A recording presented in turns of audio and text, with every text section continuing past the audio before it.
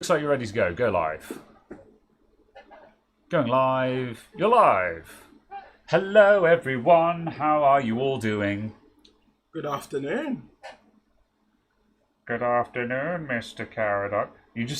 That was a teacher voice, that was. It's practiced. Yeah.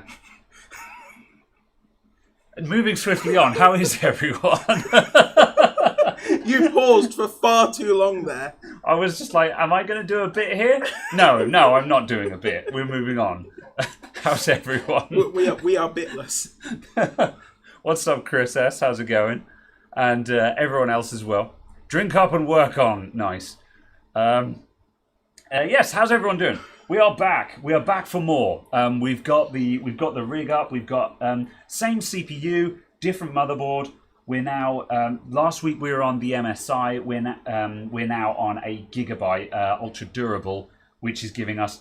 We've done a little bit of pre-testing because we switched it on just to make sure that it would work, and just double check that the voltages actually went somewhere. Yeah, and we just had a quick poke, and just straight away we can see that we've got significantly more headroom now. We don't know how much the VRMs on this motherboard have to give, but we at least have settings that go higher. Absolutely. So I'm just putting a little bit of thermal paste on the VRM heatsinks at the moment, so I can point a thermal camera at it. Well, that would be the good thing to use is to actually use the flare and see the difference between the 2 points. Yes, that would be interesting actually. Yeah, see how that goes. So yeah, we're going to do a little bit of testing. So there will be much having a look and seeing what stuff does. Yeah, that's the thing. So like as you guys discovered, anyone who was here last week, as you'll know, we're not experts in extreme overclock. Yeah. Oof. Oof. We're not experts in extreme overclocking. We've just got some equipment and we're practicing. We're learning about it, basically. We've both watched videos and seen people who are good at extreme overclocking doing it. And we're like, we want to have a go ourselves. We've got the equipment, so we're learning about it, basically. So, exactly. So yeah. And just a little late. Oh, come on. We were on time today. Yeah. No, I was just going to say exactly. Because the only thing I've really done is stick CPUs under this and just gone, so what does the built-in boost algorithm do now that it's at -40? Yes. So the first thing, so where we're up to, as I say, we've done some testing. The first thing that we want to do, are we going for the BIOS update? Yes. Yes, okay. So where we're up to at the moment, we've dialed in the same settings that we got up to last week, which is 4.6 gigahertz at about 1.5 volts. And that's where the MSI motherboard capped out because it couldn't go past 1.5. This motherboard does. However, we've got some problems. Is that the BIOS on this motherboard has a mind of its own. And firstly, it is very much a case of kind of going, right, I'm going to set the setting, then it's going to change all the options. Then you go back to the settings and reset the settings you actually wanted. Yeah. Then it sticks. Then you save it. Then you restart, and then it will hopefully be the settings you set it at. Yeah.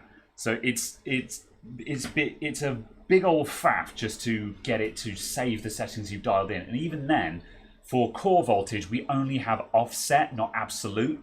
And for some reason, the base voltage keeps wandering. Yeah, and because we only have offset, it means we can't actually set our voltage. We can only set a positive offset on it, which is not ideal because it means we get inconsistent results.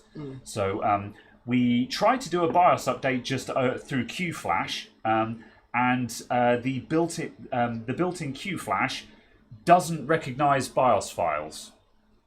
Who knows? It's really old and clunky. So yeah, also doesn't recognize zips. Yeah, the utility won't work in Windows because it's a 16-bit utility. Yeah, it's like, it's just god.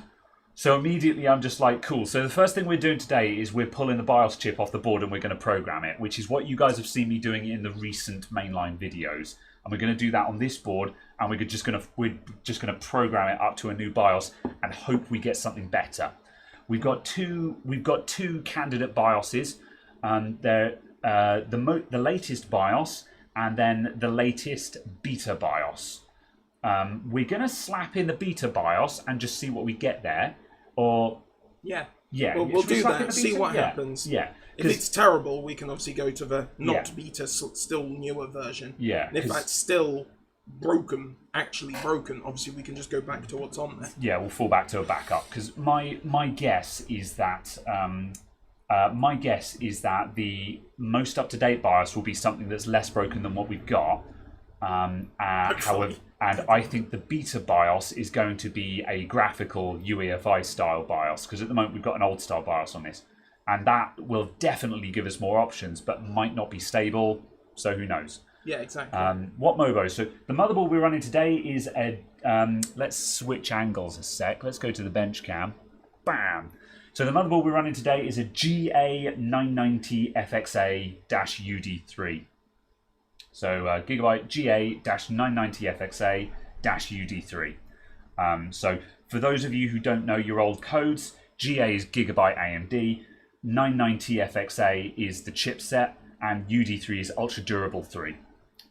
So that's the board that we're running today, and the VRMs on it are a bit modest. So again, who knows?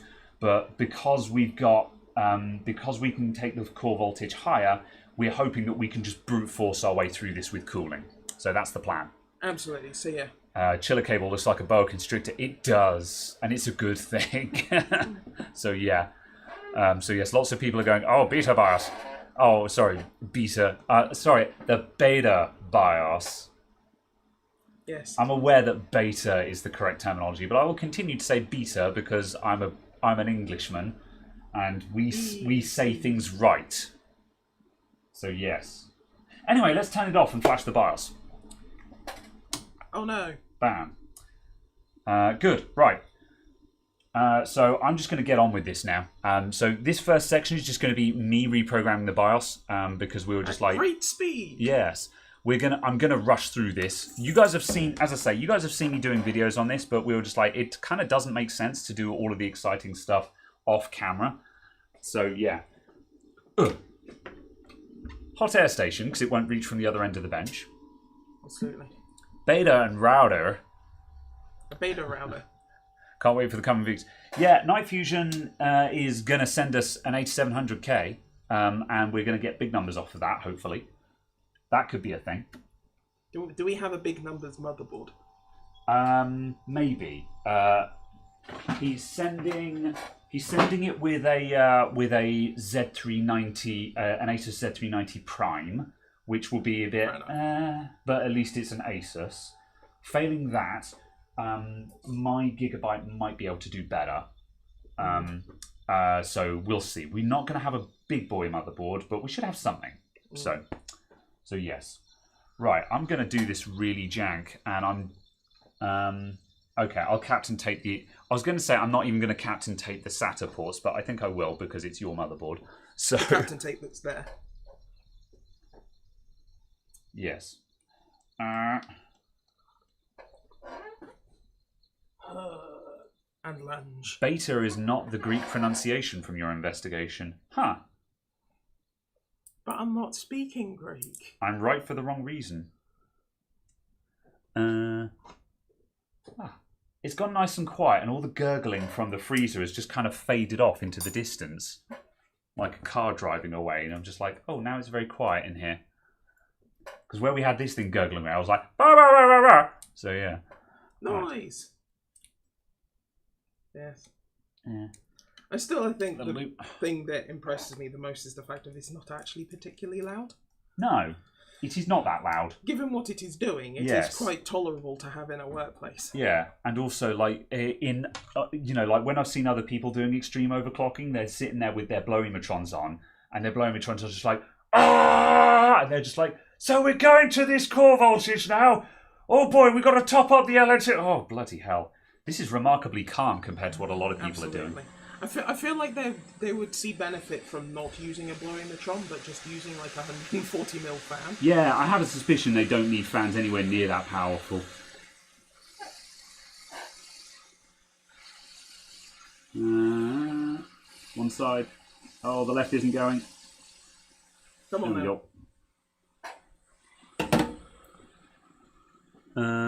There we go, we need that. Engage the deltas. Yeah. Ow, why are we taking the BIOS off the board? Because it won't self-update. We were trying to do a BIOS update before we went live. The chip is still really hot, so I'm just going to put it down for a second, drink my coffee. The board won't self-update. We don't know why. Again, it just seems like the BIOS is really jank on this thing. So we're doing it the manual way. It's in a weird state of working, but not conveniently. Yes. Like I said, QFlash just wouldn't see... We couldn't see any of the files on the flash drive from QFlash, and we also tried Windows Update, and it was just, yeah. Unless it was literally just because the drive was too big. I'm wondering because it was reading it as though it was a floppy drive. Yeah. And I wonder if it was attempting to access it, with, what was it, 100...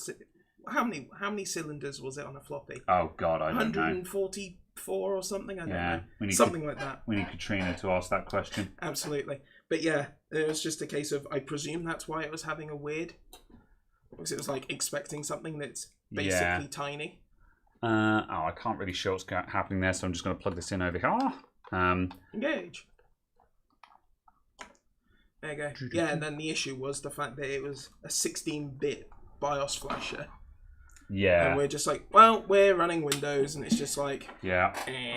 It basically got, We're running Windows 64-bit, and it's just like, playing around with this is entirely possible to make this to work. Yeah. Or it's hot airable. That's just it.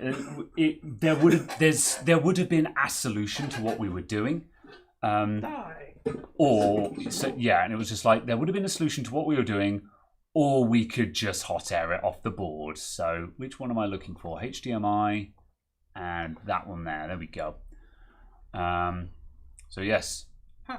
Still surprised those Force SSDs you have are still kicking. Is all I can say to that.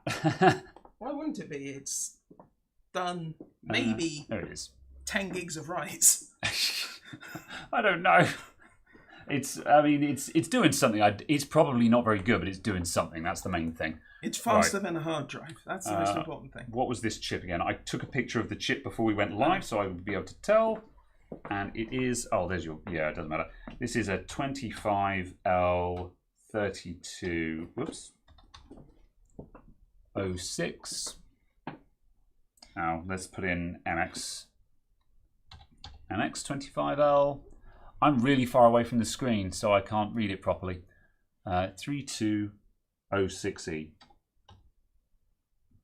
3206E. That looks good. I don't know why there's two of them, but that'll do.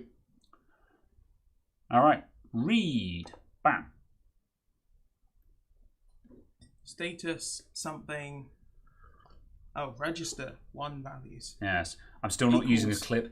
No, I do plan to. I need to get a high quality clip, and I'm planning on doing a video about using clips and other alternative methods to hot airing. However, for me, hot airing chips on and off the board is really, really easy. And I'm like, why would I fit? I'm still in the mindset of why would I fiddle around with clips? Like, good luck getting a clip on. Hang on. Oh, this is a really good example of this, actually. Let me just go to bench cam. So, how the hell are you going to get a clip on there? Like, there's no gap there. This is exactly why I don't like clips. Good luck getting a clip around that, And this is the thing. It's just like, when they work, but they don't always work. Whereas hot airing always works. So that's why I'm a hot air fanboy at the moment. However, as said, I am going to experiment with other methods because I do want to try other methods. So, yeah, that is a thing I'm going to be doing. Right, I'm just saving the backup of our BIOS. So I'll save that to the desktop. And now I shall open... You guys aren't seeing the file browser because it's a window capture. And now I'll open the thing. Right. It's in downloads, I think. Yeah, downloads. Can I drill into that? No, not the zip file. I need to unzip this.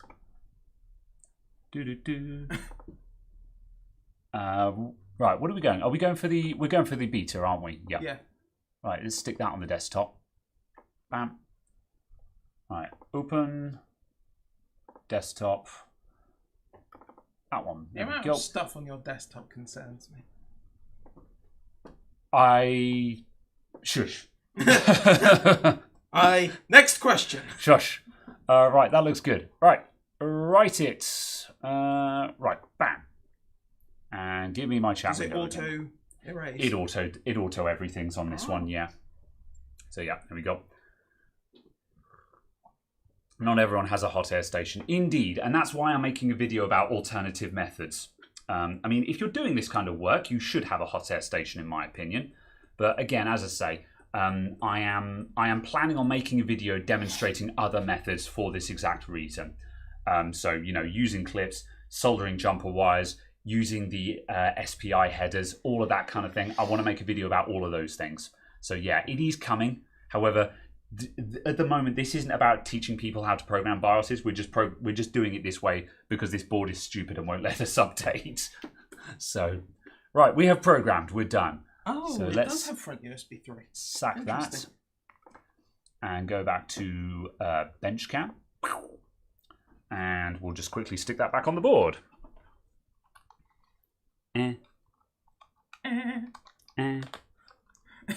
This is where it gets stuck in the adapter. It is very much stuck in the adapter. You're going to have to use your tweezers. I might have to use tweezers like some kind of person with a pair of tweezers. There we go. Good grief. Some sort of sensible person? Yeah, you shush. Right, that's going to go over there. And if anyone's just like, you should totally reflow those joints. Absolutely, I should be using flux and reflowing it, but we don't care about this board, so... Well, you don't. I don't care about this board. Right.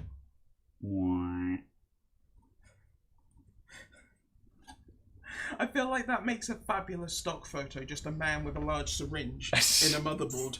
Not flux, just a syringe, just being like, I'm fixing. Yeah. You know, like the ones where you get with people with like soldering irons, and they're holding the soldering iron. Oh no. Yeah. Oh god, it's painful. It's painful. The worst is when you see terrible stock photos on websites for companies that know exactly what that equipment is, and you're like, this was clearly made by a press department. Yeah. It is not a technical press department. Yeah. Or it's like, my favourite one is like Intel in their like banner arts and stuff on in like their press in their press performance releases. graphs.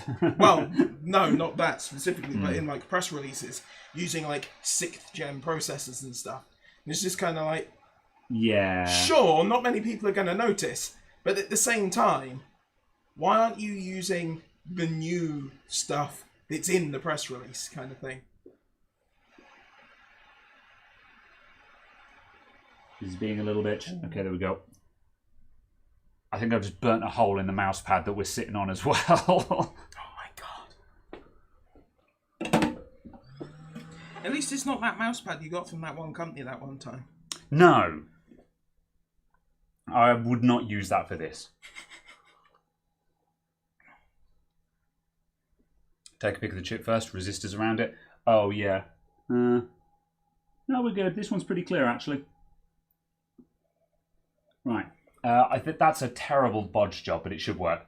Right, let's fire it up. Let's find out. Can we swap inputs, please? We can. HDMI. Bam. And have a keyboard. Thanks.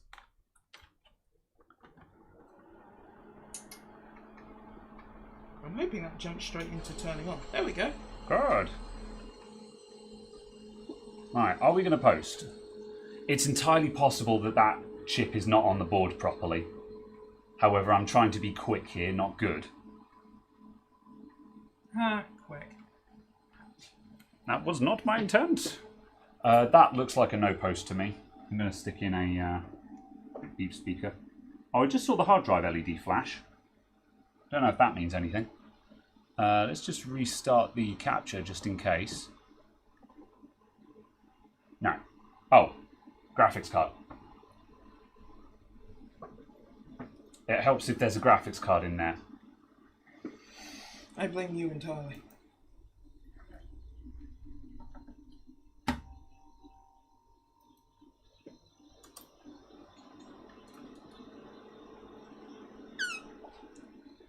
Yeah, Chris Kingan was there. Yeah, everyone else was there. GPU! GPU! Lazy technician does twice the work. There we go. There you go. Beep. Hey. Alright. Okay, well, no graphical BIOS. Also, the copyright hasn't changed. It's still 2012. Oh well.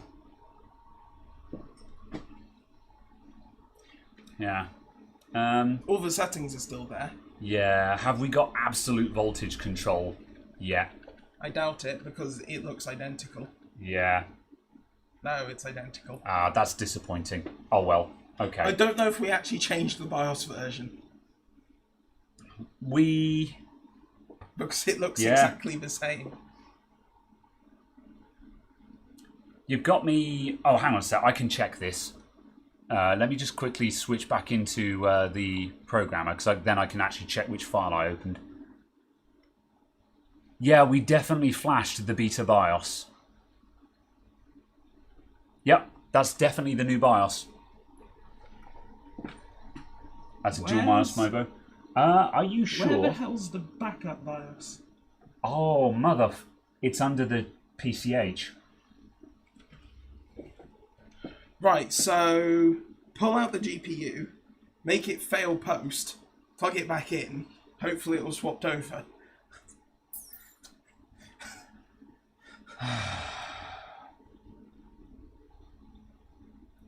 Bloody gigabyte boards. Gigabyte is shit. Right. I'm trying to remember if a gigabyte dual BIOS board will run with the backup BIOS removed.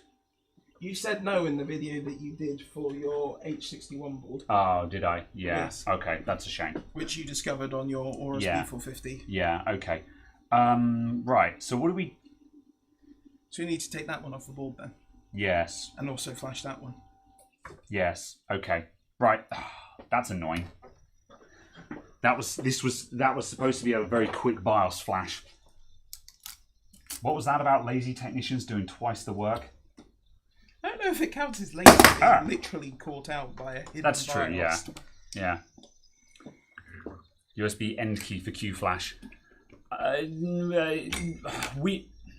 It doesn't work. Are we going to try? Yeah, it didn't work. It didn't work when we tested it. It literally couldn't read read the BIOS and was too old to have A to B flashing or B to A flashing. I would not be doing this for the sake of it. I know I'm not doing this just because I can. I'm doing this because it literally would not let us update the BIOS normally. Oh, it screws. So yeah. Okay. It's just unscrewed. May I have the big... You may. That one? I'll just get that. Yeah, like I said, I know this looks like massive overkill, but we literally cannot get the BIOS to update itself. It would not recognize any files that we gave it. So I entirely understand your concern, but there is a reason for our madness here. There you go. Checking model notes. Yeah. It probably needs a really dim-witted flash drive or something like that, but I only have modern flash drives. Let's just take that out. There we go. Although this board is the opposite of flat in general. Right. Absolutely. Let's switch. Use FreeDOS Auto Exec. Come on. Or you could just hot air it off. Or I could just hot air it off the board. Yeah.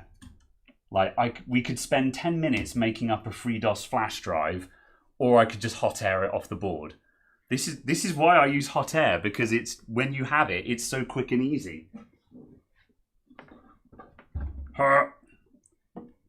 Take two. Yes. Oh dear. Alright, we'll do them both again just for good measure. Oh dear.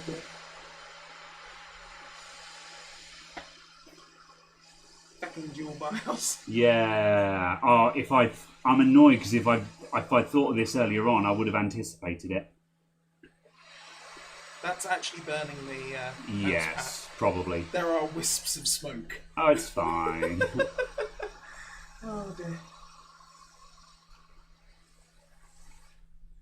That was also the mouse pad, yes. Oh boy.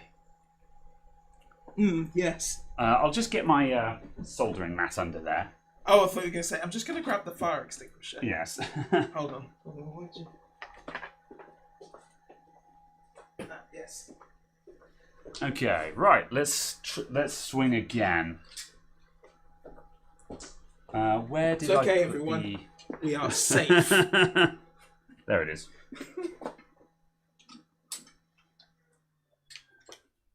Chips might be a different model. Yeah, I will check them. I'll be surprised if they are. Right, this was the first one. Yeah, which is the 32006 ME. Right, let's run that again. So the first thing I shall do is... That is very small. 25 L32 Ow. 06E. Bam, bam, and bam. You came for the hardcore. We're not there yet because we're stuck updating BIOSes, which is the opposite of where I wanted to be. Right, first thing I'm going to do is just verify and just see what's on there.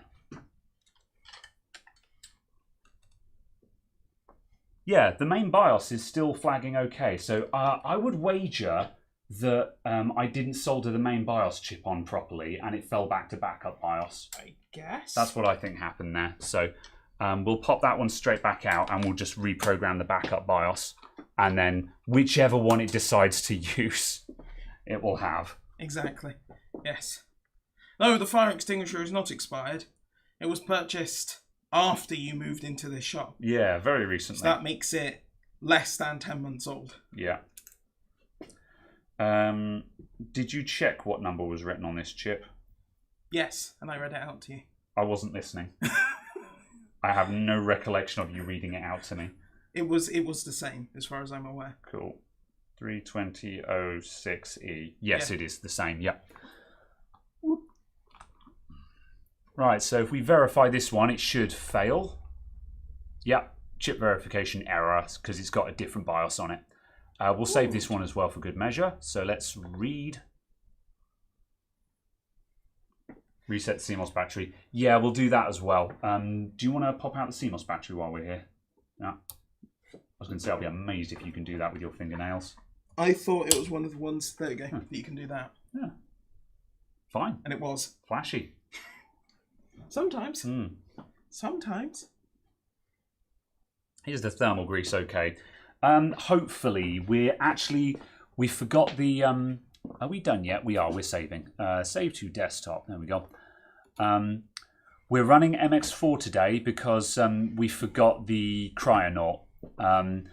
However, MX4 is still good for -50. And Apparently, yeah. Yeah, apparently MX4 is good for -50, and we're working down at around -40, -30, that kind of area. So we should be okay. Right, open the beta BIOS and write it. Beta. Beta BIOS.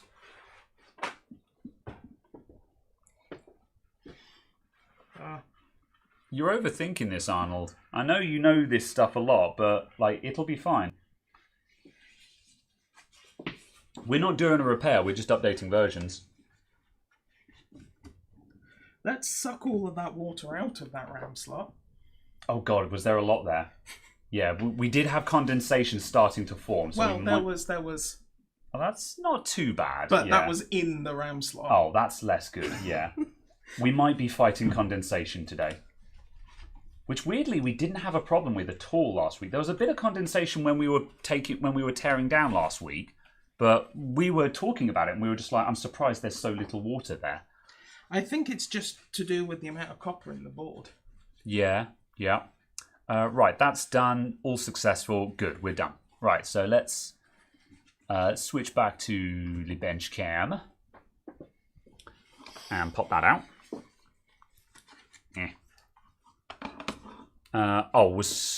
Okay. I think I might have been crossing wires in the chat then. Doesn't matter. Anyway. Right, let's put these back on the board. I'm going to run over those joins with a soldering iron super quick because I'm going to look like a fool if the thing doesn't work because I didn't soldering iron it. repair. Oops. Try that again. Go. Everything is in the most awkward place possible for me to work at the moment, so I'm having to lean over everything. It's terrible and awful. What was that about, moving stuff to make it convenient? I do as I say, not as I do.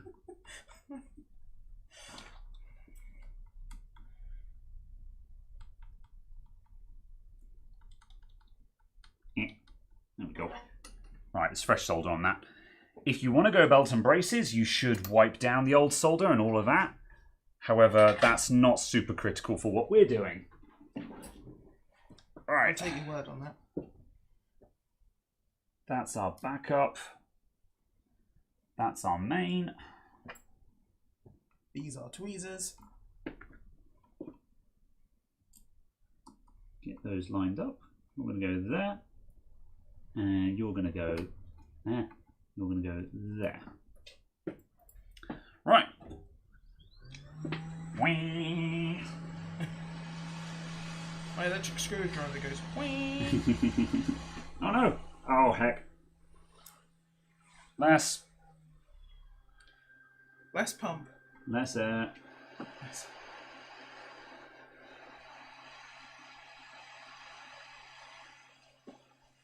Left side. Oh, the left side's giving me trouble. There we go. That's on. And that side. It's really hard to get a decent view of this. I feel like you'd have to be here. That's why I'm kind of rushing this, because I'm just like, I can't really show you guys what I'm doing properly, so. It's fine. I'm putting the chips back on the board, which is the important bit. There we go. That goes that way. Okay, if you want to refit the PCH heatsink. If you could do the screws. I certainly could. Right away you are. Whoop.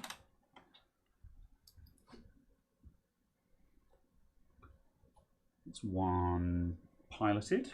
One. Ah. Will you? Go on. Oh yes, that's quite a bent motherboard. Yeah. Part of me was just like, when we were mounting this, we had a lot of trouble mounting the freezer up this week. Last week, it went on like a dream, didn't it? Yeah. Whereas this time round, it was not going on to any convincing degree at all. So, but I mean, looking at the temperatures, we seem to have a mount that's working. So absolutely. Let's take that away before we short stuff out. All right. I think we're ready to go. Graphics card. Yes. Well remembered. Battery that's fallen out somewhere. Oh yeah, got it. All right. Graphics. Battery.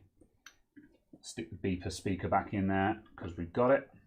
And put all that in there. All right, we're ready to rock, everyone. Hopefully, maybe. We shall see. Yeah. Engage. Okay. Power. Right, let's see. HDMI. Turn off the window capture. Hit it!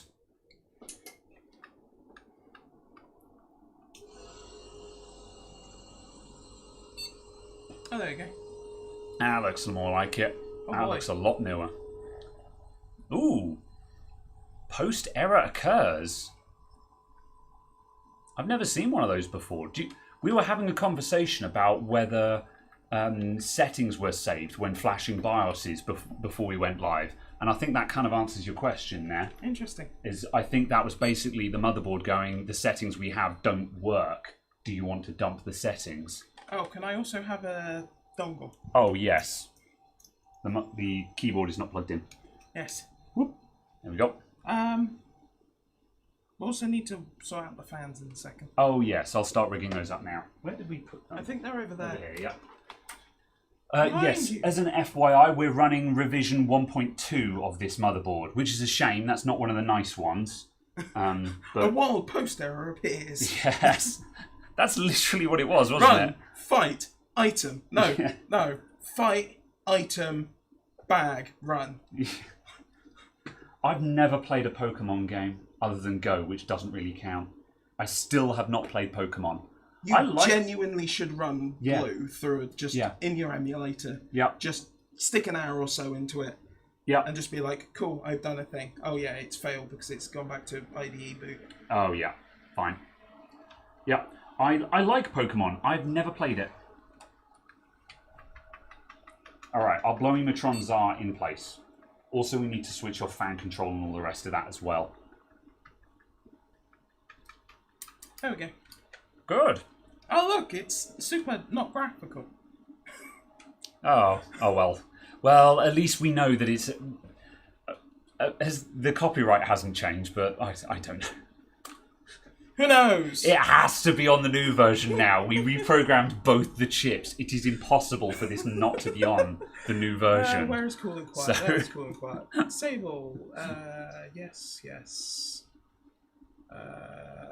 Don't care about you. Oh, look at that! I now have IDE channels.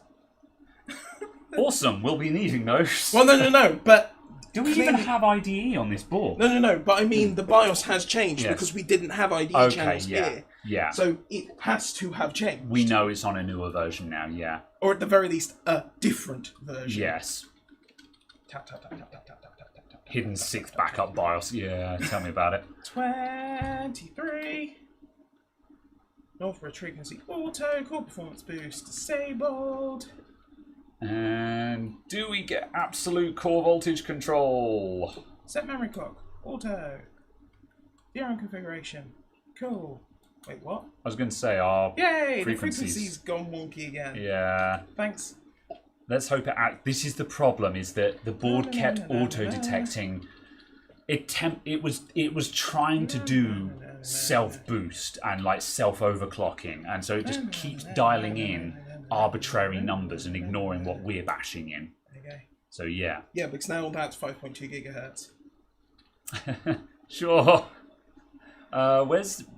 Oh, we got just FSB. Let's stick that on auto. PCI CPU frequency. Yeah, 200. Yeah. Let's set that again. No. Right. Am I going mad? What are we aiming for here? We're aiming for 4.6 again, aren't we? Just to get back to our base value. Our previous settings. 4600. There we go. Setting 23 is now 4600. Okay, divided by 23. Yeah, well, that would be 200, so that's what it should be, yeah. Yeah, but it was set to 200, but that was 5.2. Whatever. This is what we're saying. Fine. Yeah. Yeah, the voltage control will be still an offset jobby, but yeah. Okay, so we haven't managed to get that, but that's fine. we can still at least go to 2.0125 volts. Nice. Cool. Okay. However, as soon as I set that, it becomes invisible. The selector is red on a red text. Yeah. Fine. Fine. Oh, at least Gigabyte BIOS is dramatically improved after this. Yeah. Let's get back to our base value, which is 1.5, 4.6. 4.6 at 1.5 volts. Yeah. Yeah, that's good enough. Yep. So we'll run this, and then we can actually get into the clocking. That's fine. That's fine. That's fine. F10. Yes. Hard. It's all over the place, but... Psh. Yeah, that's what I was thinking, Chris. I'm just like, I didn't want to call out... We were on 26 multiplier at one point. Was it? Yeah. It's fine. When you're doing stuff live, it's really easy to be looking at a screen, reading numbers, but not actually reading them. So, neither would surprise me. That's done. Oh, we'll do the fans next time. It's not critical now, but no. Next time. What is that plugged in? That is plugged into power fan. It's spinning. That's what matters. The CPU one, though, we need to adjust that because that's doing our VRM fan. Oh, absolutely. I'm just wondering what power fan is. Yeah. At one point, people kind of wanted the idea that you would have your power supply fan under thermal control from your motherboard, but that just doesn't make sense in any sensible kind of build because it requires you to have a fan wire coming out of your power supply. I've seen power supplies that have a a power supply fan RPM tail coming out of them. An old Max, I think, had that. But actual fan input control, no. So yes. One. Right. 3. Enter. Okay, so here comes our baseline. So CPU.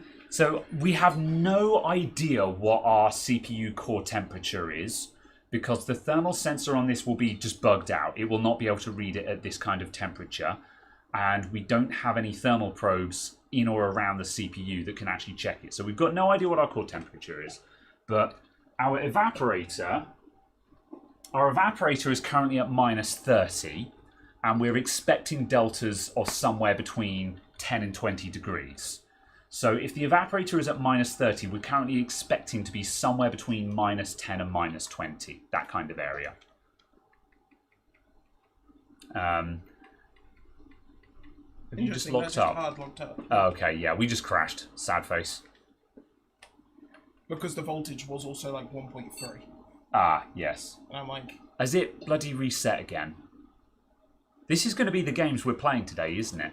Absolutely. The motherboard can do it when it feels like it. Yeah, you're right, hard drive through town. We're supposed to be at 1.5, but because we don't have absolute control, this motherboard has a mind of its own and keeps changing values. Yeah. Oh, wait, and then we want... No, it's under... Health status. One of your previous Corsair power supplies had a USB 2 header. Oh, was that one of the old Corsair I series with was it called the iLink or something like that? Oh, no, that's load. Yeah, Corsair were trying to make a big old ecosystem with that before iQ rolled in. But it never really caught on because you could do cool stuff, but the power supplies that had it were really expensive and it was just kind of stats for nerds.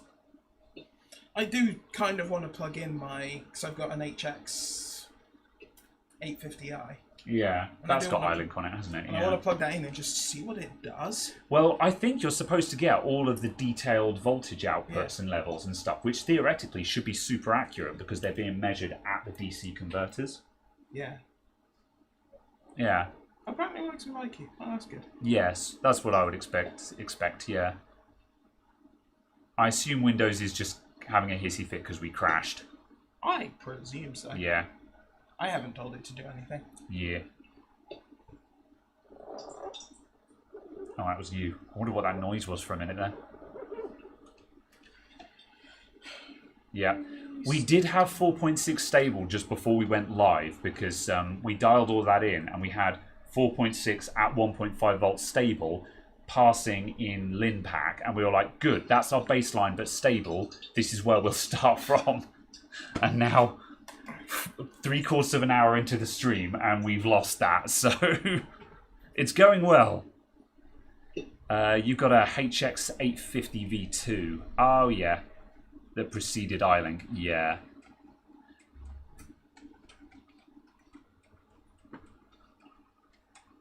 Just go to advanced options and click continue to Windows. Maybe. Yeah, it's probably 6 of one and a half dozen of the other, to be honest. Right. I should disable UAC on this PC. Yeah. What's our core voltage at first? Because if we're still at 1.3, we're not going to get very far.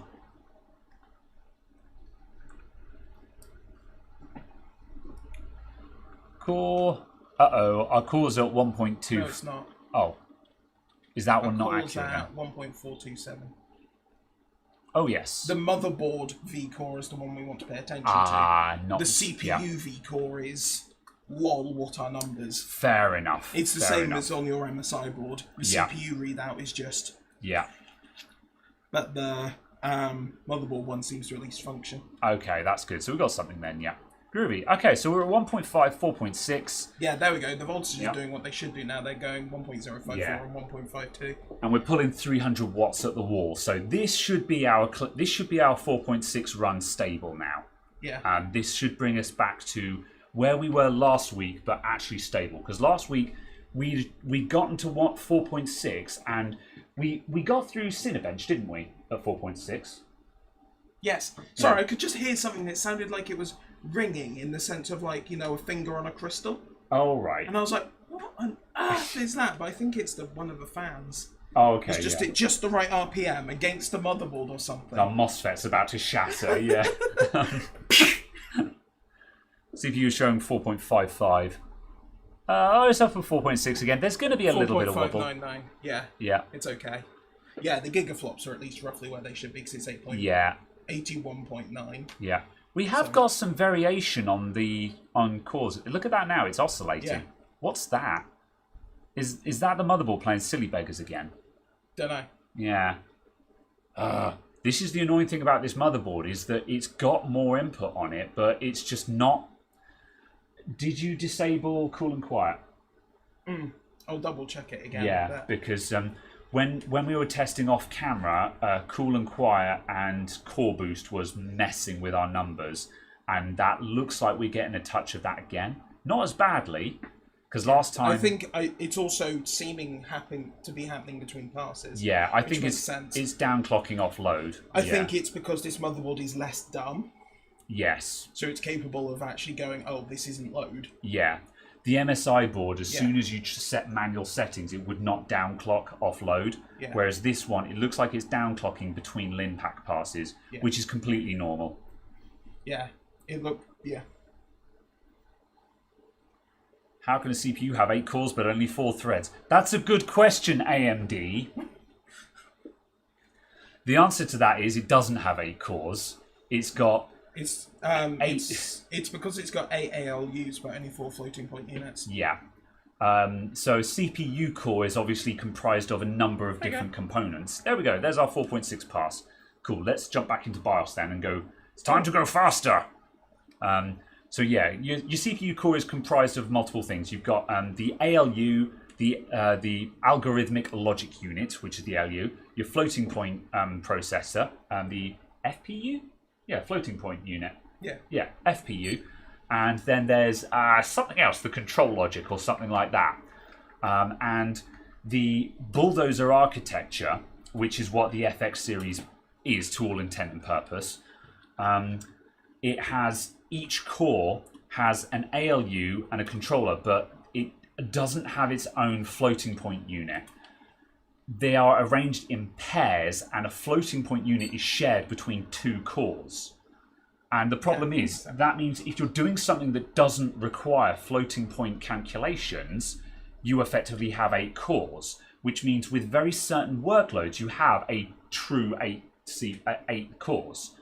But the problem is that almost everything requires floating point calculations. So it's very rare for an FX CPU to actually be firing on all cores, which means to all intent and purpose, it's only got half the cores. And there was a big hoo-ha over this. There was lawsuits, there was a class action, and it's a matter of great debate as to whether it's an 8 core or not, because it depends on how you define a core, basically. Tech Quickie just went over this. Okay, there you go then. Fair enough. Yeah. Did we go to BIOS? I didn't even see. Oh, fair enough. What are we running? Should be 4.8. Nice. We still 1.5? No, I nudged it up. Okay. To 1.55. Cool. 4.8, 1.55. Let's try holding the voltage now and just see how far we go before we get unstable again. Assuming this passes anyway. Yeah. So yeah. Right, how are we doing? Are we on load? Yeah, probably. Just no. wait. Yeah, Okay. Now we are. We should actually now be. Yeah, we're at 350 watts at the wall now. So yeah. 350 and VRM heatsink is cold, man. So we're doing fine on that front.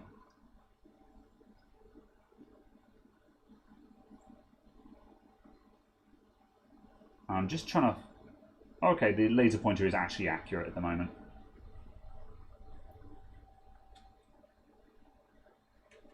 Oh, interesting. Yeah, it just passed. Yeah, alright. And we've got about 40 degrees at the VRMs, which is comfortable. That's very cozy. Yeah. Do you want to see if you can get your flare work to work Yes. in your phone? I'll get the FLIR out.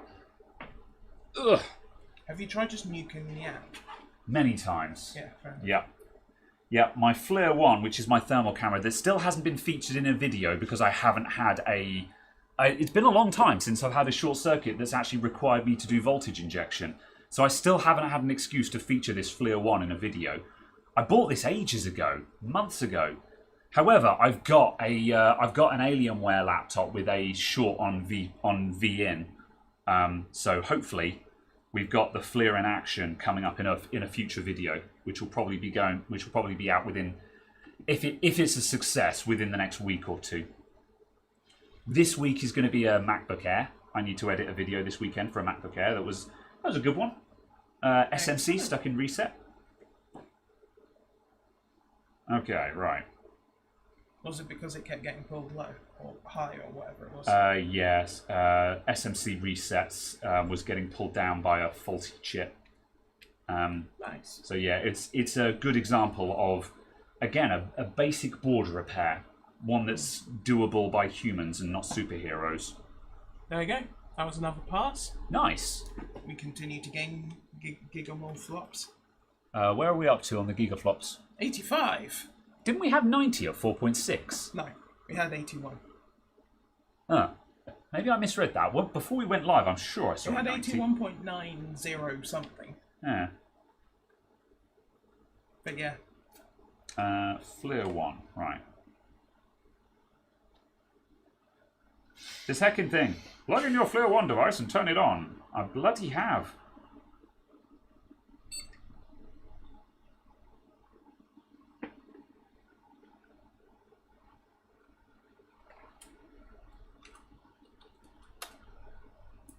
Five gigahertz. Oh, bloody hell. I think the battery might be flat in it. Because also, it has a battery the size of a pea. Do you want to double check? I'll just wait for it to start. Hang on a sec. Alright.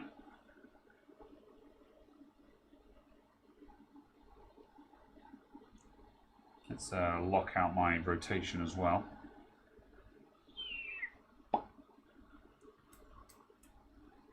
Welcome to Windows. Good. Eventually. There you go. Windows Desktop at 5 gigahertz.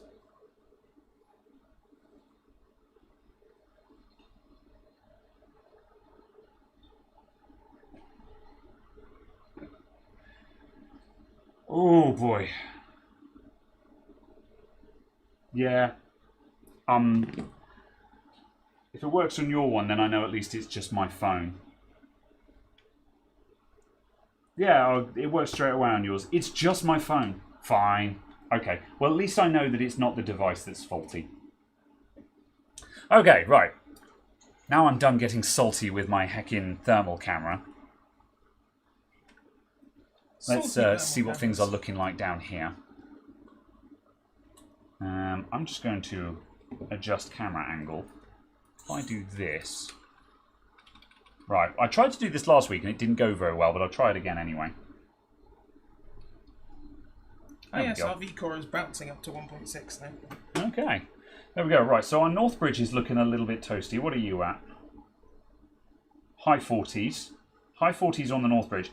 Our VRMs, though, our heatsink is looking good. We've got a big old thermal spike down there at the board, but the heatsink is nice and cool. So the heatsink is doing its best.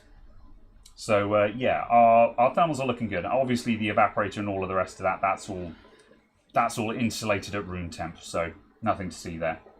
And going over to elsewhere, that's the graphics card, and Southbridge over there is chilling. So yeah, there we go. I'll put that to one side for a sec. Right, what are we running now? 5 gigahertz, 1.6. Cool.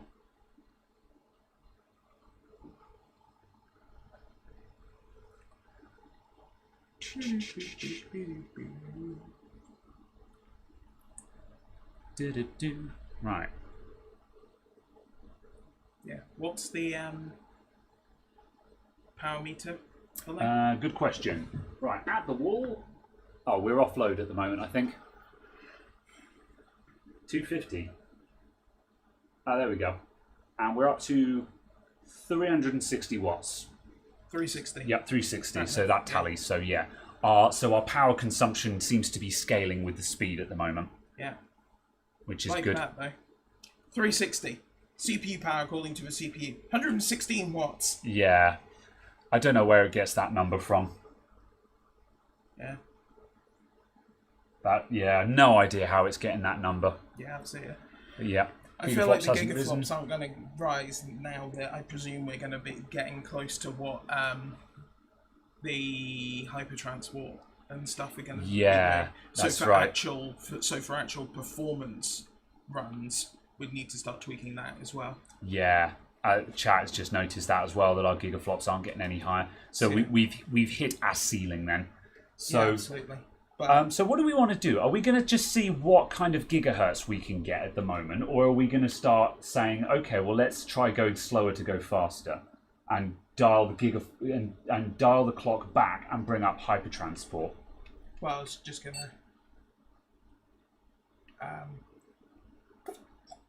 to set the hypertransport manually now. Yeah. Because we know that this is stable, at least. Where is the... Yeah. 8-pin EPS is rated for 336 watts. That's a good point. We may be hitting the... Oh, interesting. The hyperlink can only go up to that anyway. Interesting. So if I go like that... Oh, interesting. The hyperlink is linked to... Oh, interesting. Right. The FSB is virtual on this one. It doesn't actually... Oh, no.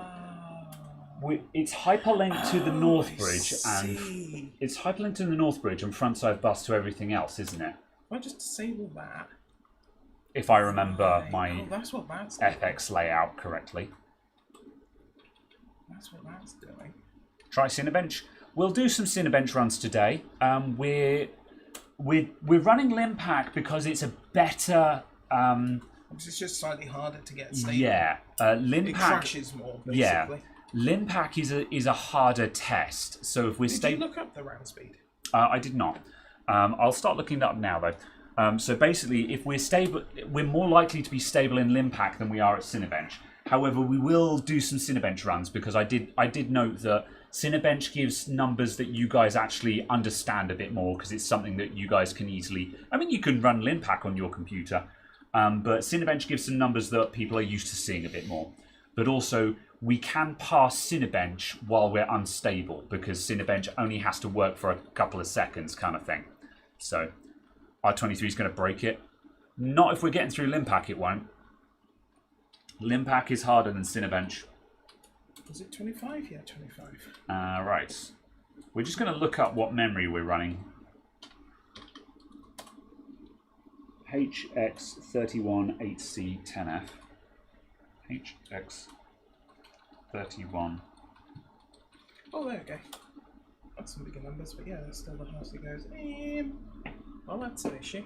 8C10F BK. Oh, WK. Yeah. Oh, that's the white variant. BK and WK are the same. There we go. Right.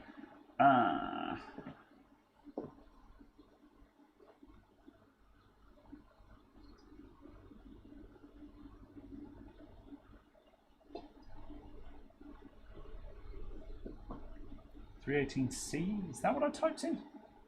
Yes. Kingston.com. There you go. Is this an 8 gig kit? I thought it was a 16 gig kit. No, Oh, okay. I'm pretty sure it's 8 gig. Yeah. Let's see. It's 1866. 1866 CL10. So actually, it's not too shabby. And it should be looking for 1.5 volts.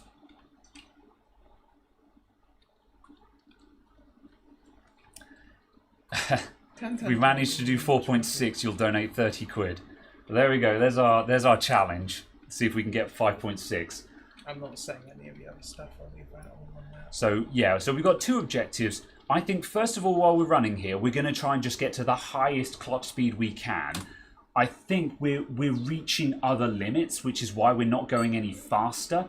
But we'll try and get 5.6 as a bit of a hollow number, and then that'll be 2 gigahertz over base. Yeah, and then we'll actually try dialing. Then we'll actually try tuning for actual performance instead. So yeah, let's see. Although I'm slightly tuning the RAM now. Yeah, fair enough. Fractionally. Yeah. Just by actually setting it to its PBO is not a thing on this system. We are pre-PBO at the moment. We have a turbo mode, but we are basically not using turbo because... And the turbo mode seems to be a gigabyte implementation more than an actual AMD one. Oh, interesting. Because the gigabyte one, the turboing is done by changing the theoretical frontside bus. Oh, okay, yeah. Which is why it was the... that's why we're going getting up to like numbers. 260-ish. Yeah. Normally, on an AMD FX CPU, you'd have your base clock and your turbo clock. And basically, the turbo clock is just generally a couple of multipliers up. And it will go to turbo mode if certain conditions are met. But we are switching all of that off and just manually setting a maximum speed. So no PBO. However, apparently this board, rather than setting a different multiplier for turbo... Well, it seems to do both. Yeah, it's trying to up the effort. It's trying to up the front side bus, which skews all numbers to the positive. Memory. So, yeah.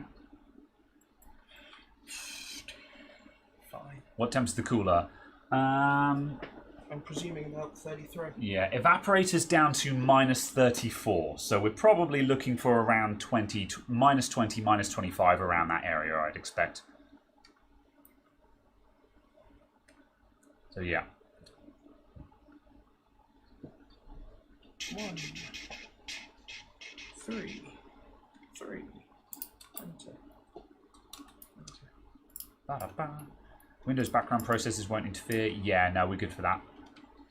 I mean, they will, but that's run to run yes, that's true. Yeah, not in any meaningful way.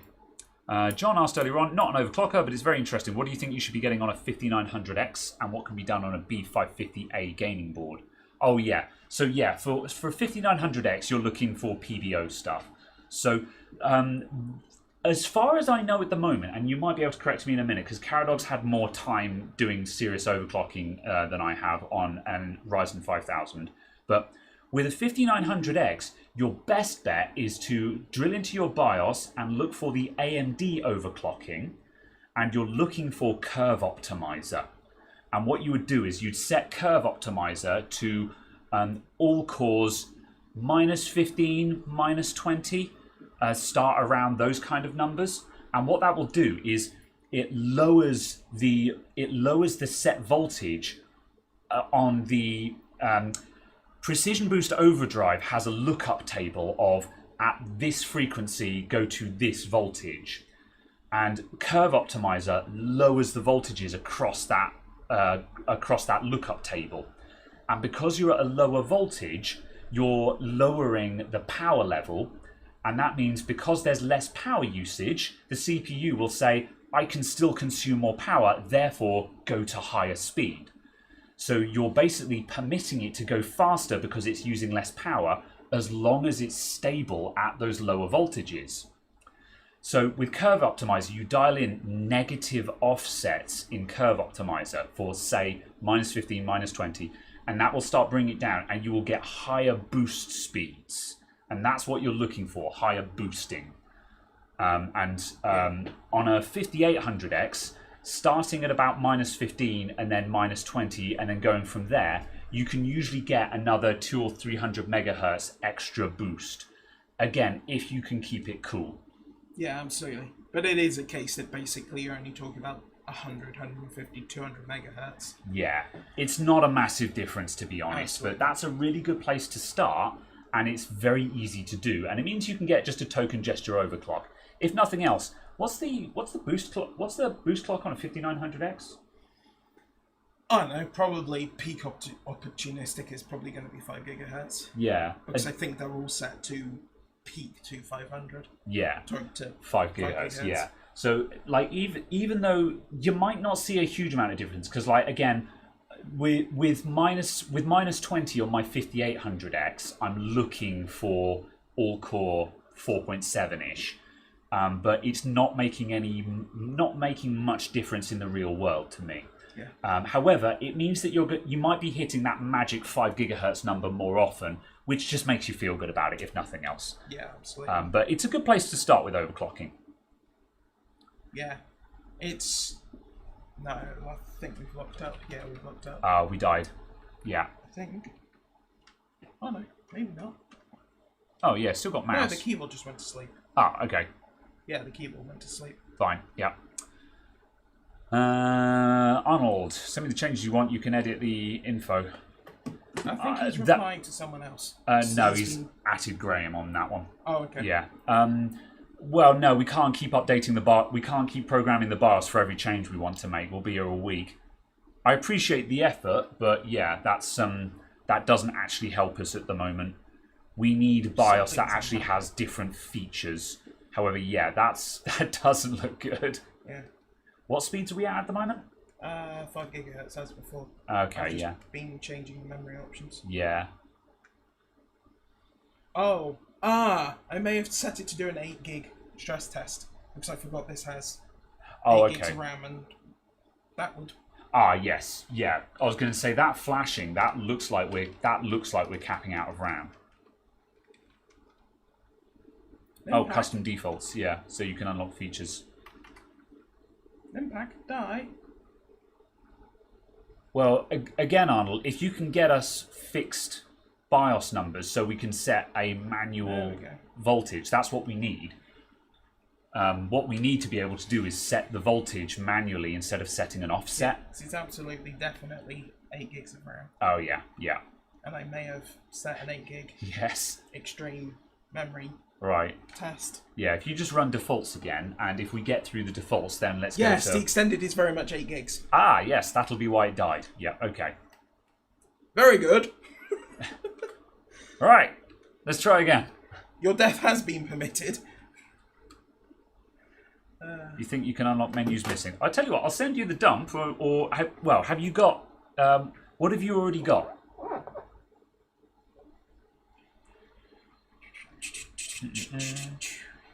And also, Night Fusion asked, ever tried doing the evaporator on a GPU with a modded BIOS? That would be fun. However, we don't have anywhere near them. We'd have to sort out a mounting system for it. The answer is no, not a chance. Yeah? I'm not mounting that direct die. Yeah. It's not flat enough for a start. Also, given the fact of the mounting of it is boff. Yeah. It will just smash up the GPU die. Yeah. It is not an elegant mount. No. If this was sanded and lapped and we had a non-janky mount, maybe. But yeah, direct. I agree with you there. It's also the case of, obviously with this, we're bending the motherboard because there's no stops, there's no tensioners, there's nothing.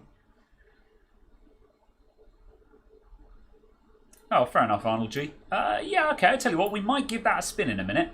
We'll That's at least happy now. Yeah, we'll see how far we can get with where we are at the moment, because at the moment we seem to be working with what we've got, and bearing in mind, if I want to flash the BIOS again, I've got to chip off board. Because, well, no, we might be able to get a BIOS up. Now we're on a newer BIOS, it might Q-Flash Maybe properly. Q-Flash will function. Yeah. now we're actually on a newer BIOS, we might have functional Q-Flash, so yeah. Yeah. Increased by 3 gigaflopperinos. Yeah. 85, 86, yeah. Yeah, alright. Let's go to 5.2, or are we... I'm going to 5.1. see if I can get the memory timings to catch up with the CPU now. Okay. I'm just going to do another round on the RAM. Yeah. And then I'll do a round of the CPU. Alright, fair enough. Just because tightening up the RAM and so on has got the gigaflops up another 1-ish on average. So it means it's not completely flailing. Yeah.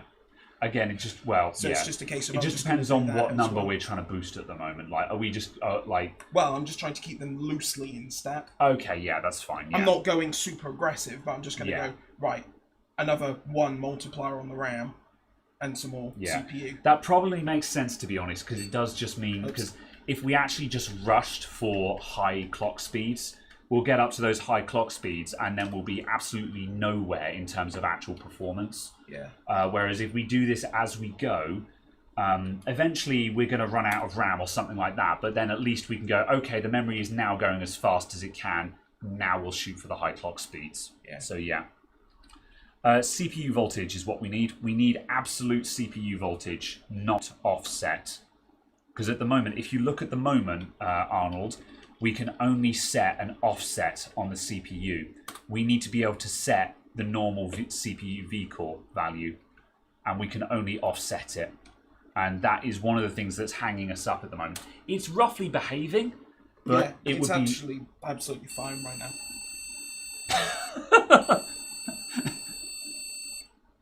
It's absolutely fine right now, he says.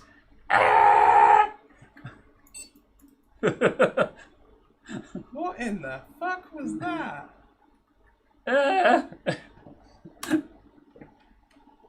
Oh, we're back to defaults. That looks defaults.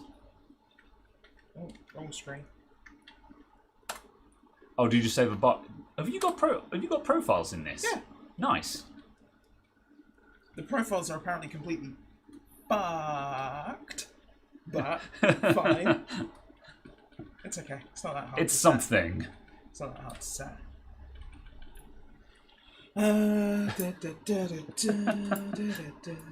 You could not have timed that better. That was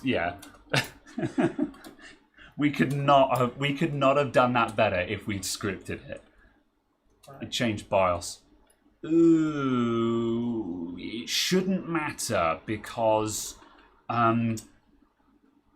actually that's a really good question because the BIOS settings are not stored on the chip. However, if in a dual BIOS system, does it run two separate profiles? I suppose it would. Don't know. We're getting on the edges of my knowledge on how BIOS settings are saved. Oops. Let's just try setting that to 300 as opposed to 350. See what that does. Yeah, I'm out of my depth with those RAM timings. I know the gist of RAM timings, but not the actual numbers. Yes, it does. 990 FXA UD3. Yes, that's correct, Chris. Manuel. See, the normal vehicle's changed again, I'm pretty sure. Not by much, but yeah, again, That'll do. I think the normal vCore is adjusting by like 25 millivolts here and there. Good, that posted. But thankfully, we don't seem to be that sensitive on vCore at the moment, and because we've got the cooling, we can just sledgehammer in big offsets, so it doesn't matter. If this was newer, and if we were on like a newer Intel system with water cooling or air cooling, I would be very, very concerned about being 25 millivolts out from where I think I am. However, because of what we're doing here, we don't really care. Yeah, and also the fact that we're only looking at 1.6 anyway. Yeah. I know we can run different versions, Thomas. It's just, as I say, I don't know if different parameters matter. But I'll take your word for that, though, yeah. Settings on there. That's an area of BIOSes that I need to actually learn more about and understand, is where the BIOS settings are saved. Because my understanding is that sometimes they're on chip and sometimes they're off chip. But again, I'm on the edges of my knowledge there.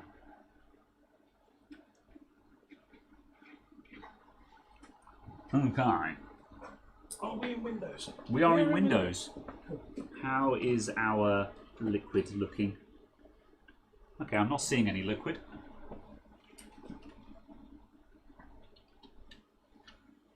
Just going to grab the torch and have a peer and just see how we're doing in terms of frost and stuff. We're looking very healthy.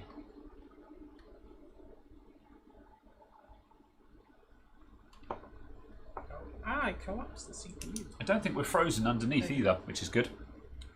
Have a look at the VRM. Let's check it. Could you thumb for me, please? There you go. Take. Oh, I did see. Yeah.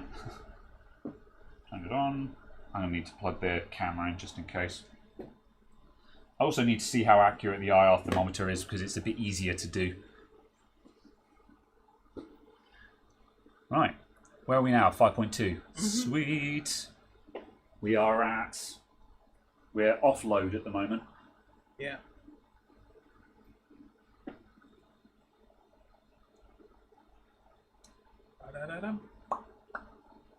There we go. 367 watts we just peaked at, and we're looking for 370 watts at the wall at the moment.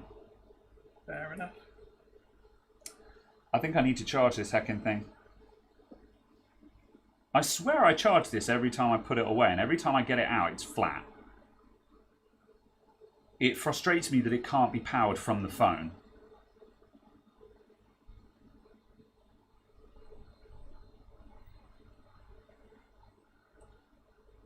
Yeah, this needs to be charged. That's annoying. I will charge it. There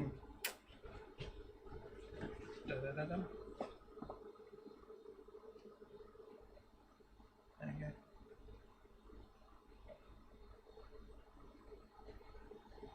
go.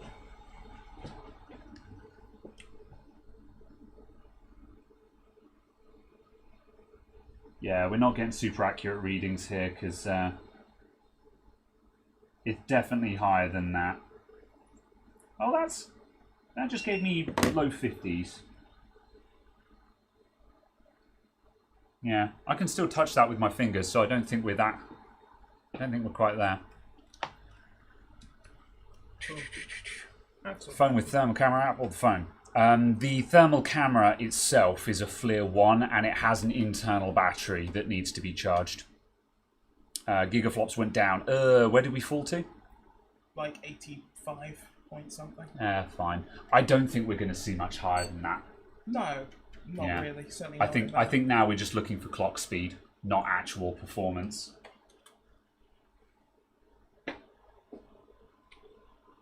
Doo-doo. However, we still seem to be doing well. I mean, the fact that we're still stable, we're still actually progressing, which is cool.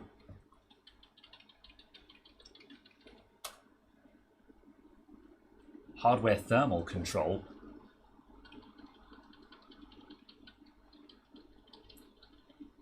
Leave it on whatever the default is, Arnold, because I don't know if we're adjusting that. Literally, CPU voltage is all we need. Everything else we can set.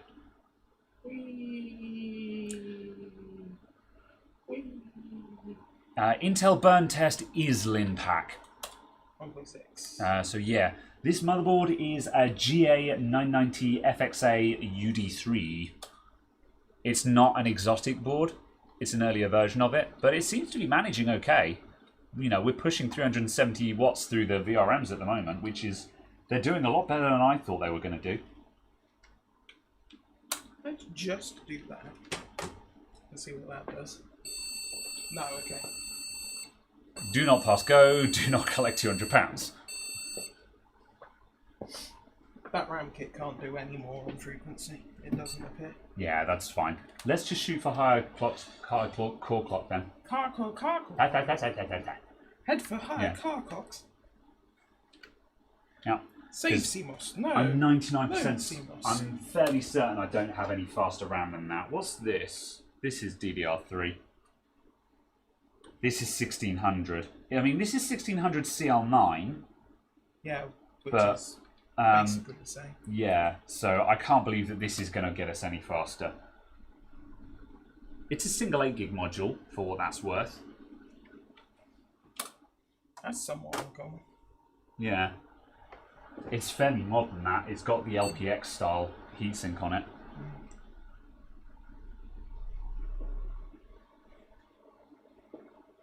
Intel burn test has intensity levels. So does this. We're basically running Intel burn test, but by command line, so we can set the values on it a bit better. ERP support. ERP doesn't matter. That's energy savings. Just leave it at the defaults. Yeah, core voltage. That's all we need. Core voltage. literally all I care about is CPU core voltage. There you go. Nice. Honestly, I think we're going to be past this by the time you get there.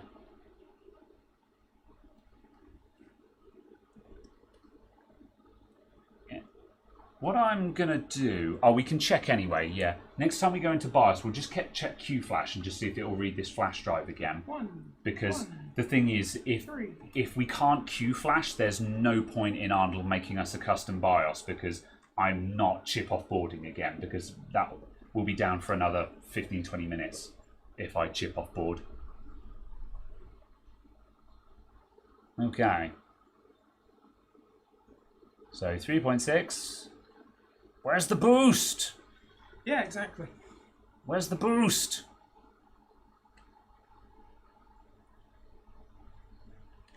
Get out of here. Yeah, looks like we're stuck at a... What? We've got the V-core. We're at 1.6 V-core. But yeah, our clock has fallen over. How bizarre. Yeah. Yep, okay. Back into BIOS then, because, yeah, so... We had the volts then, but our clock has fallen over for some reason or other. Clearly I was fat-fingered it. Yeah.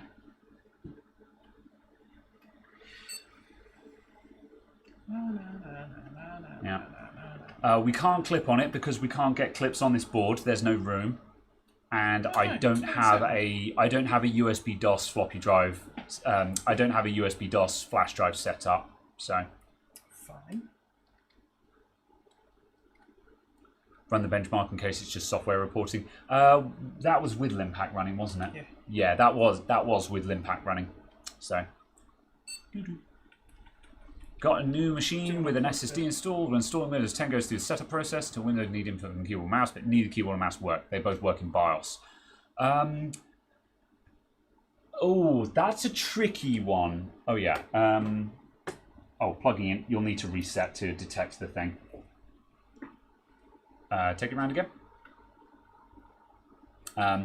Yeah, Null. I would install Windows on the SSD in another computer, then drop it back into the laptop.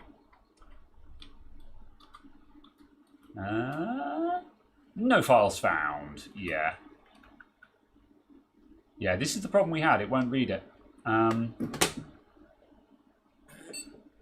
could get a smaller flash drive and just see if it.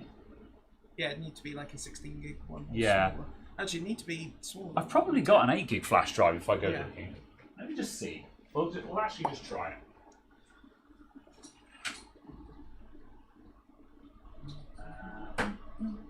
What are these? That's what those two. That's an 8. I don't mind. Yeah, I don't mind formatting this one. That's my Pogo Stick flash drive, and I've had no luck with Pogo Stick as of late. Right. Let's reformat this. I'm going to reformat another flash drive. Kingston. Quick format. MBR versus GPT. It'll be GPT. Probably. Yeah. There you go, 5.453. There you go. Yeah, wow, 5.4. Fair enough. Did you go higher then instead or something? No. Was that just where we're up to? I just changed the FSB. Excuse me. Oh, that's you. Yep, I'm opening Windows in front of our preview. Disk management. I'm just checking that the flash drive I plugged in is GPT, just to make sure we're not getting punked. Benchmark. Benchmark? Will Windows let you GPT a flash drive? I suppose it would.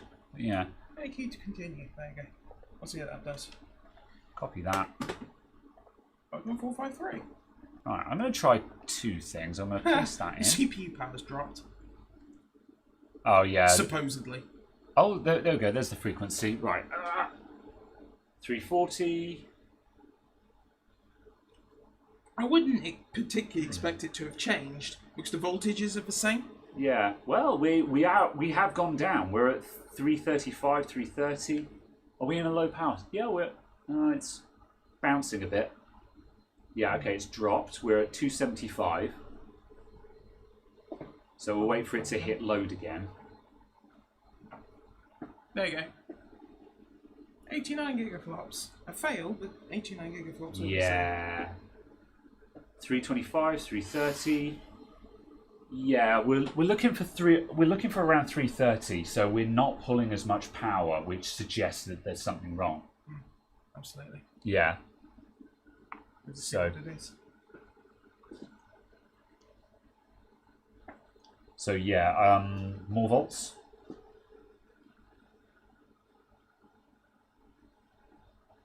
I'm going to take the clock frequency, the multiplier down, Okay.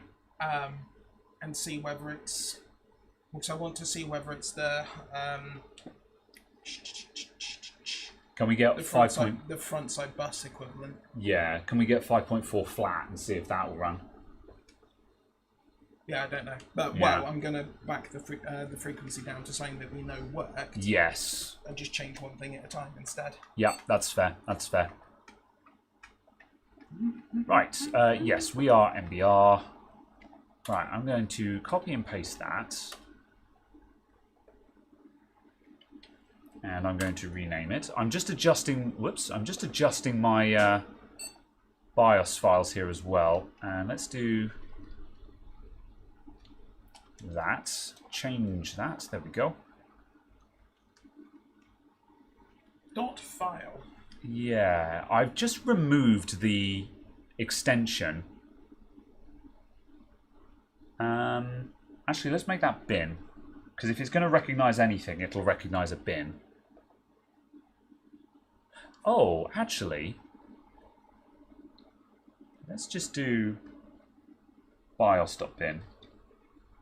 Because that's under 8 characters long. So I wonder if it's not recognizing those file names because they're longer than 8 characters. So yeah, I've just copy-pasted this bar. So we'll just see if it recognizes either of those in a minute. Because it would be nice to get to the bottom of why QFlash is not working.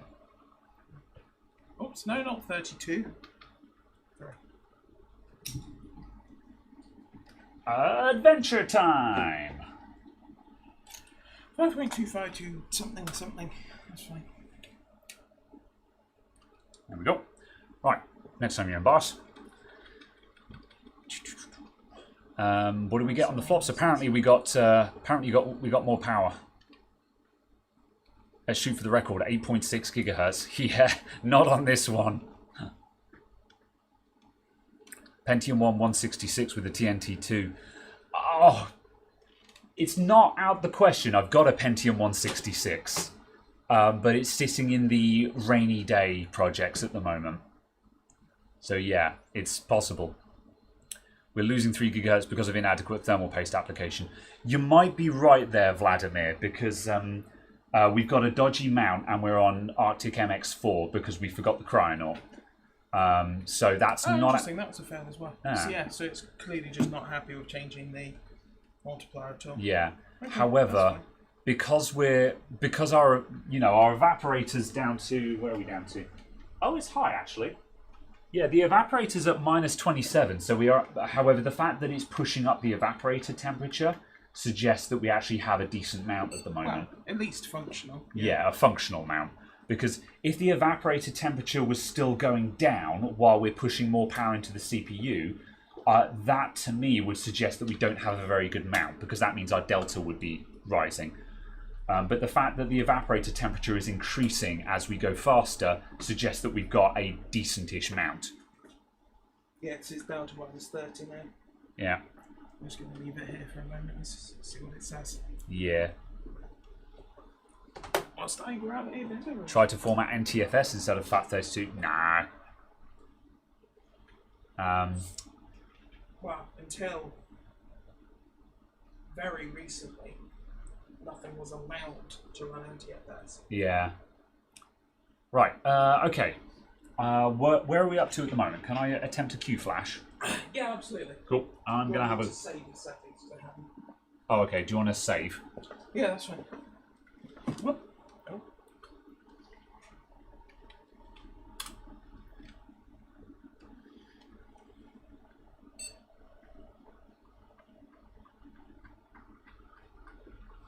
Right, so there's 2 identical files on this, both with different file names. Oh, that's coming up with a... That's saying... Oh, there we go. Okay. Yeah, it was just a bad flash drive. Okay, we could have saved ourselves a lot of hassle earlier on, but okay, fine. Hey, we did something interesting. Yeah. Different flash drive was what was needed. Apparently so. Yeah. Meh. Yeah. Oh, well, okay. Right, I'm going to go and get... right, how far are we going to go, or are we going to try Arnold's modified BIOS? Can do. So far already posting. Yeah, okay. Right, I'll go and grab that file. Let's see how much faster we can go without it first, and then when we are capped out, then we'll go to the modified BIOS. Yeah. That's what I vote. Groovy. All right. I'm going to go over to my laptop. You go do that. I will continue. Benchmark. Quick. 3 runs. Yeah. Oops.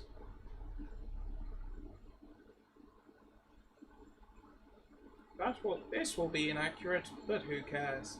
We're looking for a pass, not actual benchmark results. This is 5.4 gigahertz. Hasn't locked up like it did at 5.4, so the voltages actually stayed. So that's something. Yeah. Interestingly, setting the multiplier slightly higher, the voltage has gone ever so slightly higher, even without changing it. Yeah, this is why we need absolute voltage. Well, it'll also be a case of because the CPU's asking for more. Yeah. So, okay, I suppose that makes column sense. A and column B. Yeah. Right, okay. We're ready with the mod BIOS when we run out of BIOS.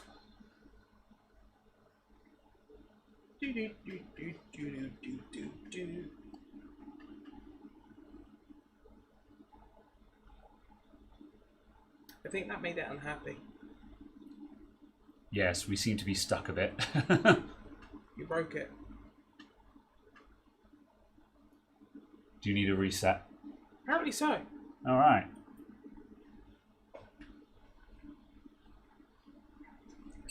How are we doing for time? There you go. We're doing okay. It has now not died. There you go.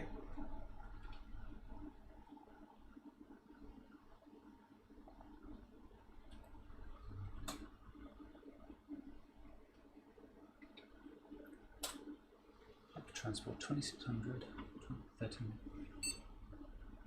Yes. I'm trying to remember my hypertransport numbers. It's been so long. Yeah, I genuinely don't remember much about FX because I didn't really do anything with it other than have it as effectively an office box. Yeah, me either. When I was running AMD FX, I was only ever doing token gesture overclocks, just nudging up a little bit. Yeah. Ironically, as we're proving here, this CPU actually had a lot in it if I just chucked the voltage up to 1.5. But because I didn't know a lot about overclocking, I wasn't brave enough to just lob in a shit ton of volts. Yeah, and absolutely. Ironically, we also knew that I had the cooling for it as well. But yeah. Yeah, apparently so. Run the test with hardware info turned off. Yes.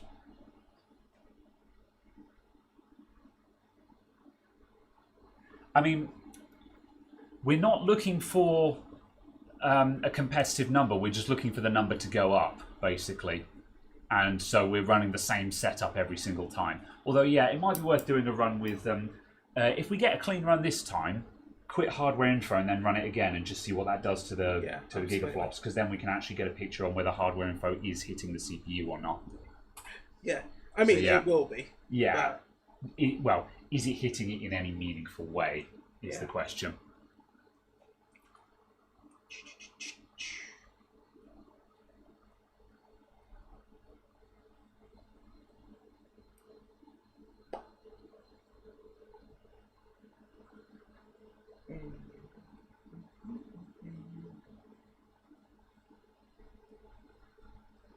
Right. Where are we? 5.4. We are at 290 at the wall right now. Yeah, it's just failed. Yeah. Oh, there's a spike of 390. And it's falling down. I think we might be running out of VRM here. Maybe, possibly. But I think we're asking for 400 watts on a single 8-pin. maybe.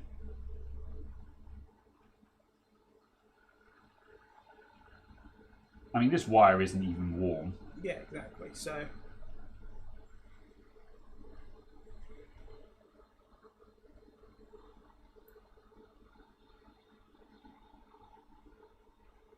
if it was actually 400, I'd kind of expect the EVAP to be going higher. Yeah. I mean, the VRM heatsink is still lukewarm as well. Although that doesn't mean that the VRMs are doing it. They're not overheating, but that doesn't mean they can actually shift that amount of power.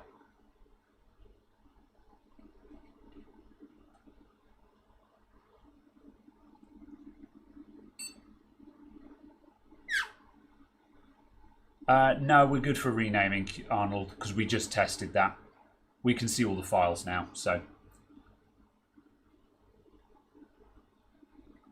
Right. What setting are we going to next? I've just set the voltage to 1.7. Okay, so we're going... so, what are we at now? 5.4 still, or 5. Yeah. Yeah, 5.4 at 1.7 volts. Cool. Yeah. So we're getting dangerous. We're getting into big boy land at 1.7 volts now. Yeah, absolutely. I think we're getting to the point where like we're getting into the territory where the CPU might not. I mean, we're definitely in degradation land, if nothing else. We're still stable, but don't do this on your daily. Well, don't do it on anything other than FX. Yeah, pretty much. Because FX takes lots and lots of volts, where most other stuff obviously really doesn't.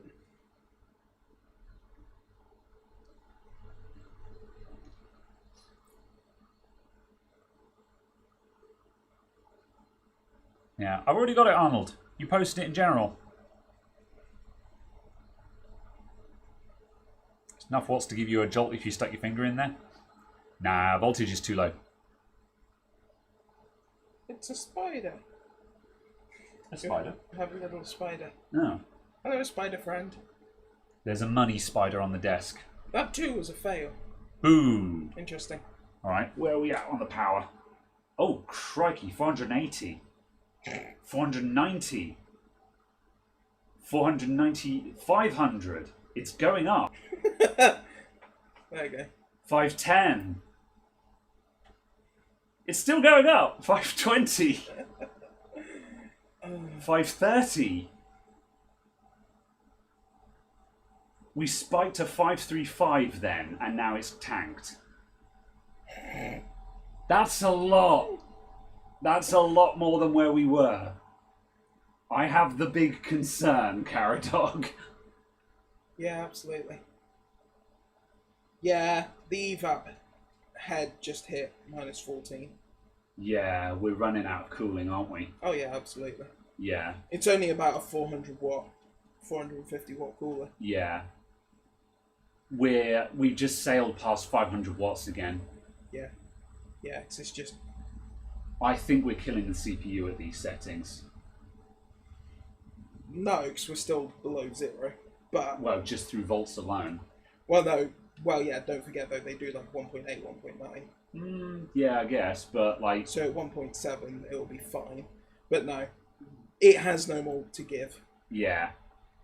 So I'm going to back the frequency down slightly and see if I can get it to pass.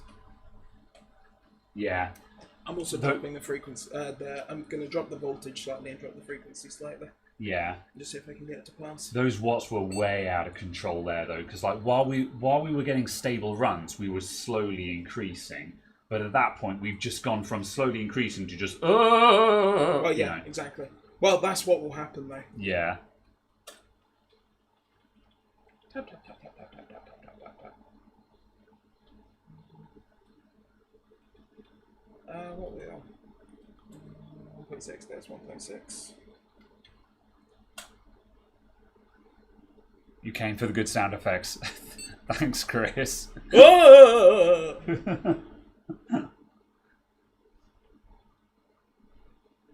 Watts go.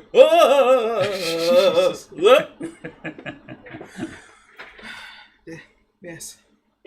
Anyone who says a game max power supply isn't capable of delivering some watts. Well, It's certainly delivering some watts. yeah. I mean, Apparently through a single EPS connector yeah, as well. it's got a loud fan. It's got some mad coil whine, but it's doing it. So yeah, I can't hear the fans over the sound of your NZXTs. true. Cats! Cats. Oh yeah. Dog. What? Oh, I think they're just dogs. Oh, yes. Okay. They're just dogs the size of cats. Ah, they are rats! Anyway, how are we doing? Right. Okay, One. yeah, let's One. see how we're doing here. 3. Then Enter. I think it's about time we moved to our. I think it's about time we tried our custom BIOS and see if we have any luck with that, Yeah, absolutely. because that gives us different voltage controls, and that might tighten us up because we seem to be at a point where we're losing control of our power consumption. Yeah. So Kind of. yeah, if we can tighten the volts up, we might be able to get this back under control. Yeah. Oh, indeed. We'll get different stuff and things. Yeah. I don't think anything's going to go boom at the moment. We're not hot enough for that. No. It might go, Yeah.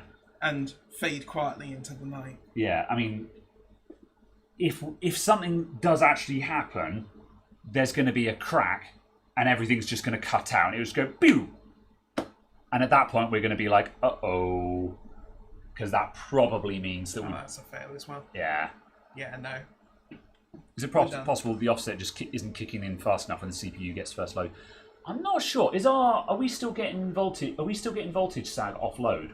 No. Yeah, well, yeah, but it's sat at like 1.598. Yeah. So not. Yeah, it's not So there is downvolting. Sag. Yeah. In the sense of there's sag because we're pulling 200 amps. Yeah. Oh yeah, there you go. It just turned off. Oh, was that spontaneous? No, I hit restart. I think, yeah. and instead it shut down. Oh, okay. So it's not terribly happy. Yeah. But whatever. All right. Time for custom BIOS. Yes. All right. Let's see if we can Q-flash this custom BIOS. 2 volts of glory. Oh, it's end for key flash, isn't Yeah. it? Just F8 now. Oh no, it's F8. Yeah. was It's end from post or F8 within BIOS. There we go. You have already. Oh yeah, we've already got it there. So right, okay, yeah. So just for posterity for everyone else, 990FXU312.FFE. That's the beta BIOS that we're currently running. Mod FFE is our modified BIOS from Arnold. So let's see how that goes. Reading. Invalid BIOS image.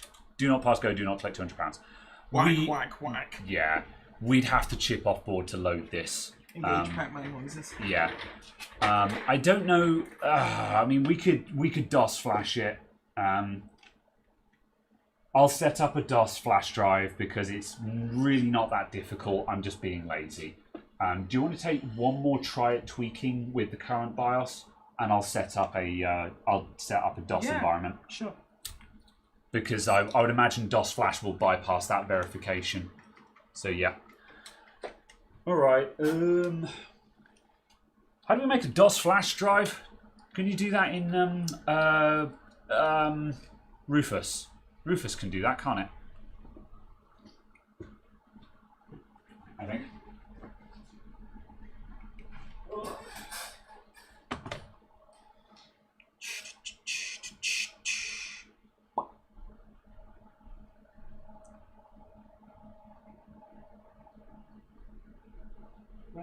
Na.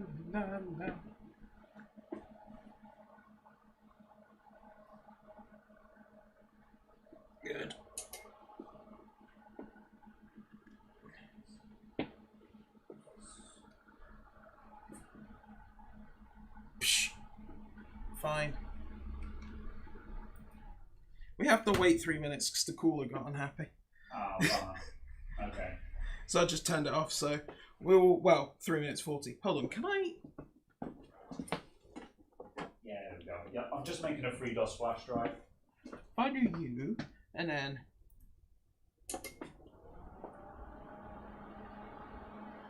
Will the cooler actually just turn on? No, the cooler will not turn on. It has to wait. Fine.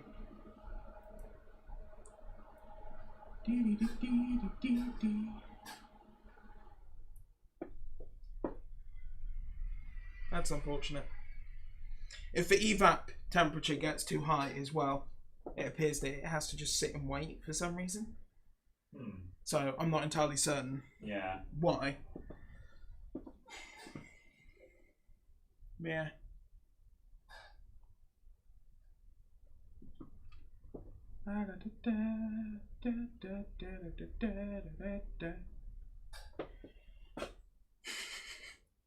Minor interlude for 3 minutes. Yes. The reason the temperature went up is because the cooler was turned off, because I wanted the temperature to go above 0 again. And then turn it back on, but apparently it just went too far and went, actually no, you have to wait instead. It was already too late, yeah. Yeah. Okay, right, we now have a FreeDOS flash drive with the modified BIOS and a flash thing on there. So yeah. Good, that's fine. Good, all right, so how are we doing for time? Am I going to get I'm going to have another coffee because anyway. Do you want another coffee? Are you good? Yeah, absolutely. Yeah, okay. Right. I'm going to make some more coffee while we wait for the evaporator to chill out. Wait for it to sort its life out. You can leave now. Goodbye. This is a pun-free zone. Or something. I don't know. It's very much just a case of waiting for a while now.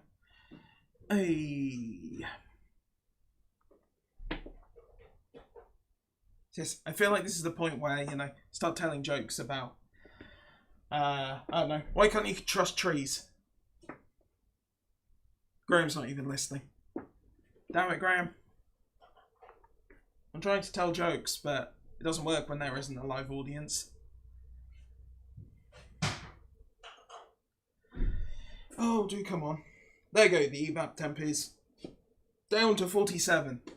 It's getting there. It's slowly radiating heat. Yes. Huh. What's it doing at positive 40? Oh, I suppose that's just what is the CPU just backing heat back into the evaporator again at the moment. Basically. Yeah. Because it ran without the evaporator. Without it on. The delta is too high. The CPU got hot because it was running effectively with no cooling. Yeah. And it didn't turn on again. Yeah. And then I was just like, so I had to turn off the computer and then wait for the evaporator to do stuff. But yeah, there is just a 4-minute timer built into the unit for turning on in most circumstances. Very infrequently, you can kind of trick it into actually just turning on by having the 12 volt ready and stuff as you turn it on, or having 12 volt live when you turn it on as opposed to the other way around. But yeah, it's weird.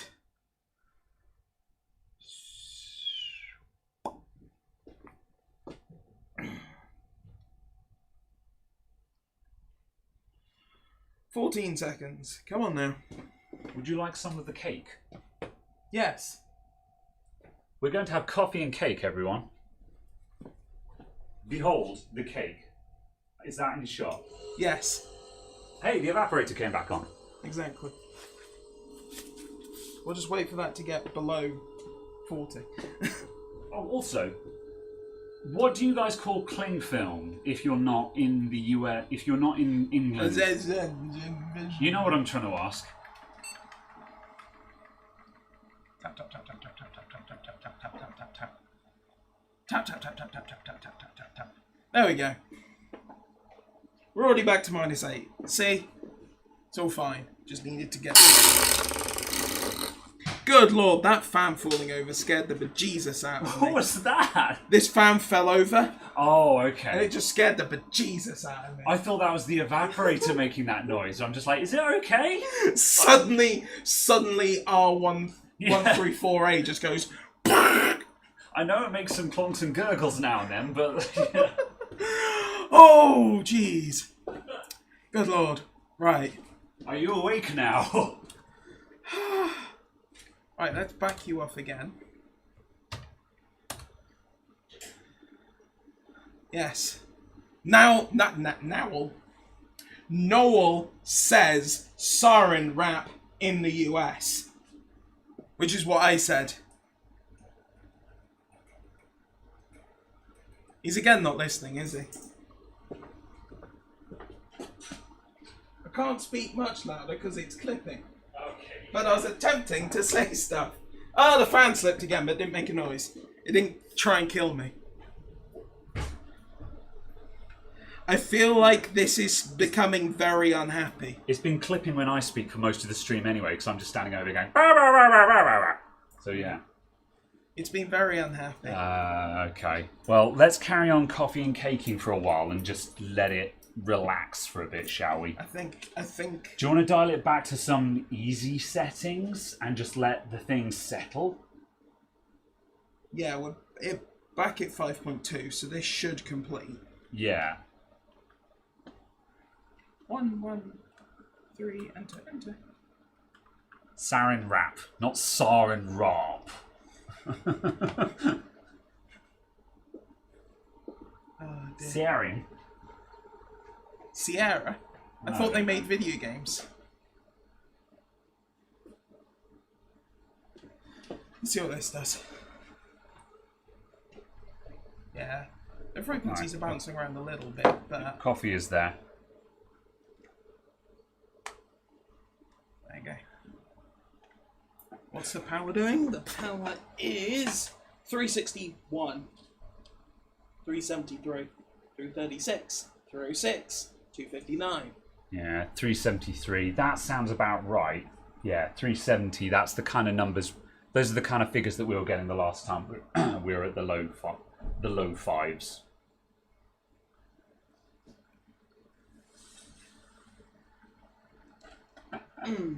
So yeah, that seems like we're back in check again. Oh, there you go. That passed. Nice. Cool. Cool.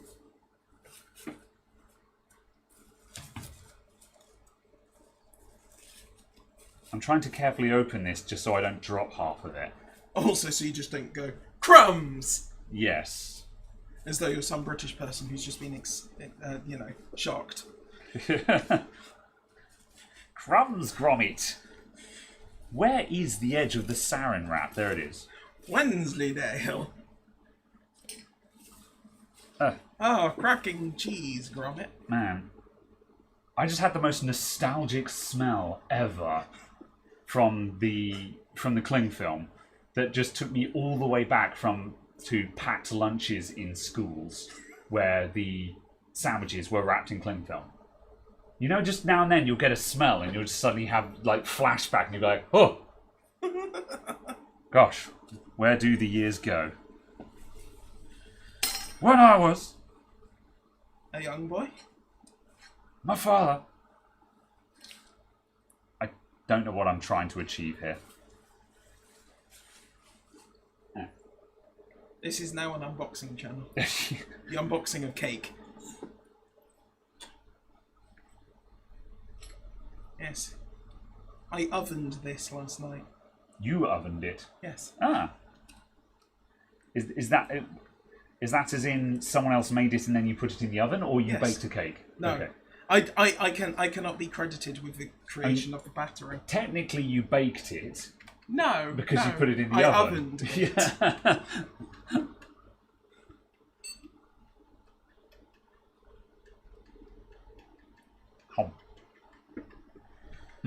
It's good. Fine. I'm just going to make this a free-for-all. As in, come and get some when you want it, you know? That's understandable. Right, can we get 5.3? 5.2 was stable. Can we get 5.3? So I think that's roughly around our limit now.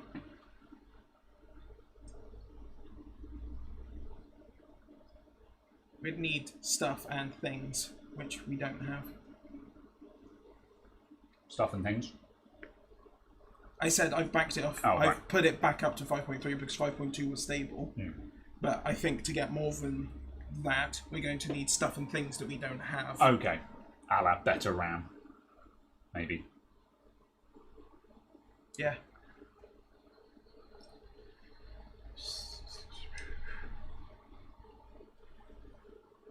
Right. Let's see. Right.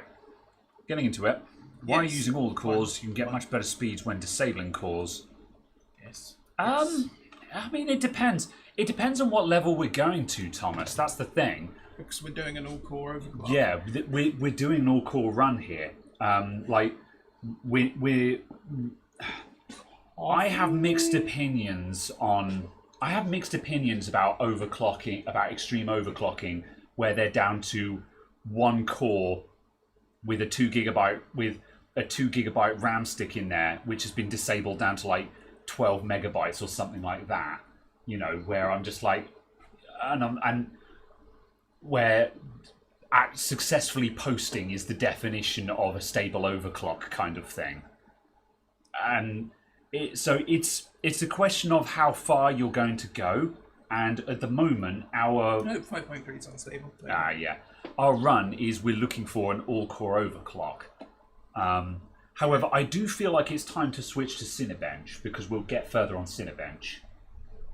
Oh, absolutely. But Yeah, and like, so we've hit our barrier at the very least.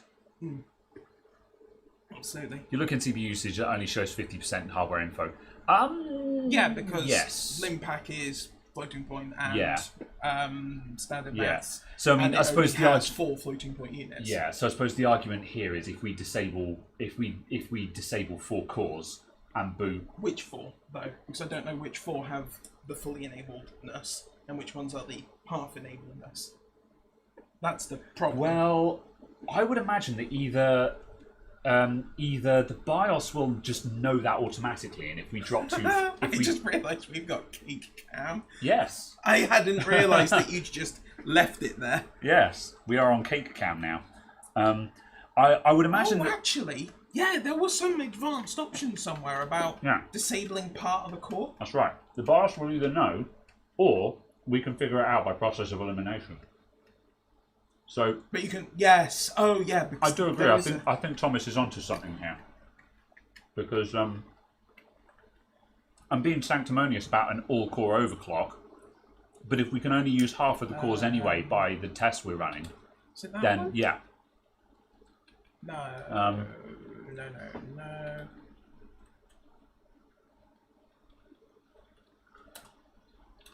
We're going to try the modded BIOS again in a minute. I'm going to do that because that's 1 core per computer unit, and I'm assuming a computer unit is a pair of cores. Sure, let's try that out. That is my logic on that. Yeah, and yeah, we will try this mod BIOS in a minute. We're just going to see how far we can get on stock again. So yes. Yeah. And also, Noel, thoughts on Linus investing in Framework Laptop? Sounds like a good thing. Sounds cool to me.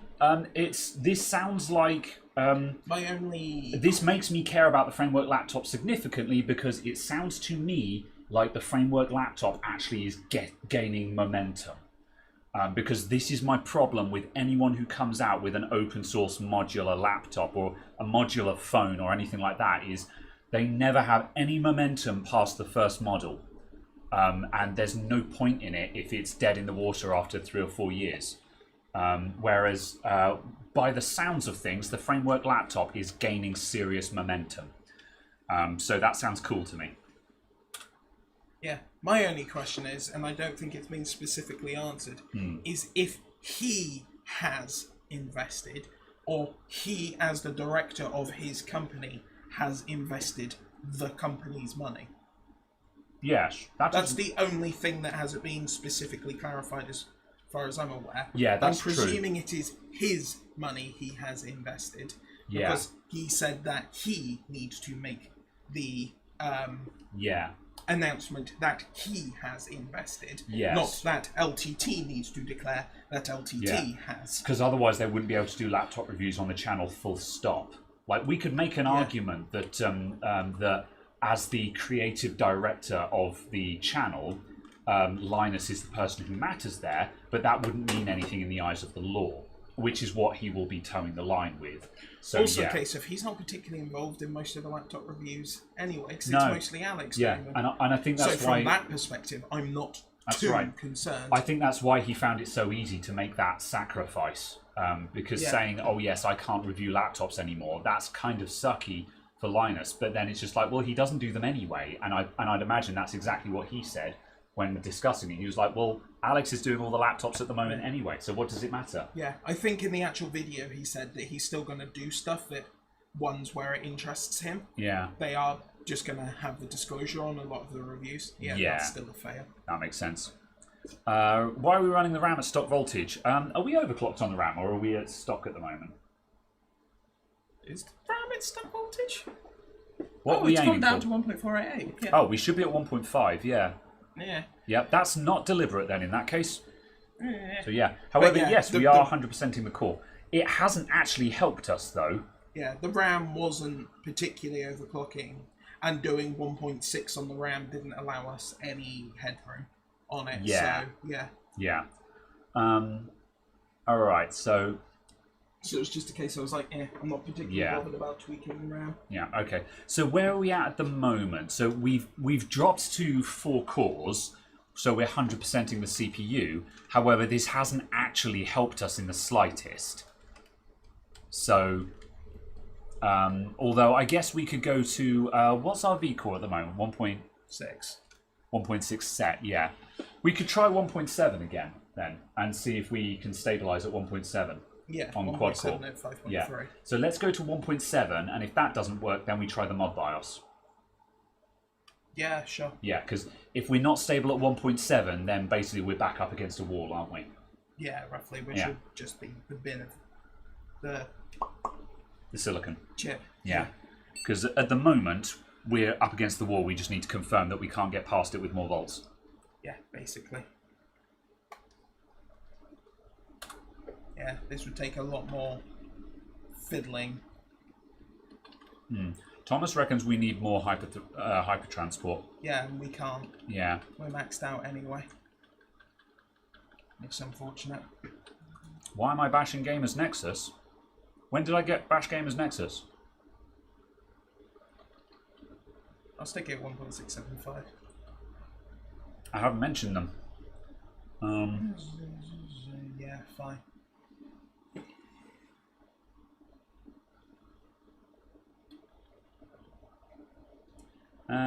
Hope you have time to overclock a 1.42 a Latin.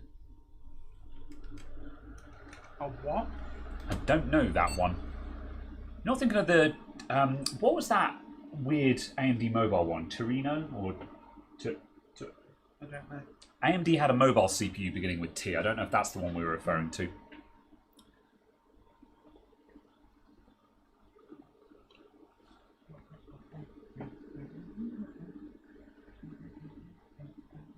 Oh, Turion, yeah, that's the one. Yeah, it's the 1.4 gigahertz Pentium 3.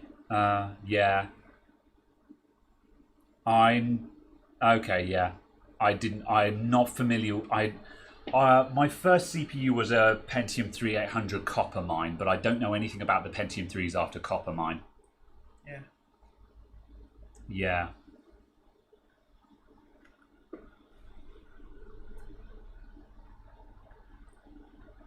That's Clint Eastwood, yeah.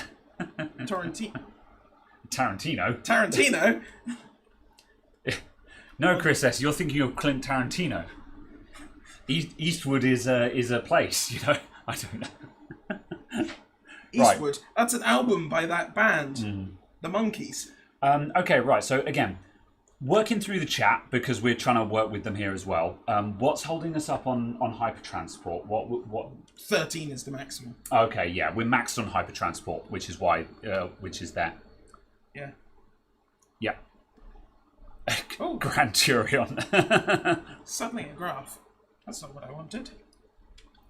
All right, 5.3. Oh look, see vehicles already 1.7. wobbling all the way up to 1.7 Yeah, something. we're at 450 stable at the wall. That's better, huh? Yeah, like our power draw is stable. That's something, I guess. Yeah, it just dropped, so we're probably between runs now. We shall see. Hey, a pass. Yeah, all right. It looks like we're back on the game.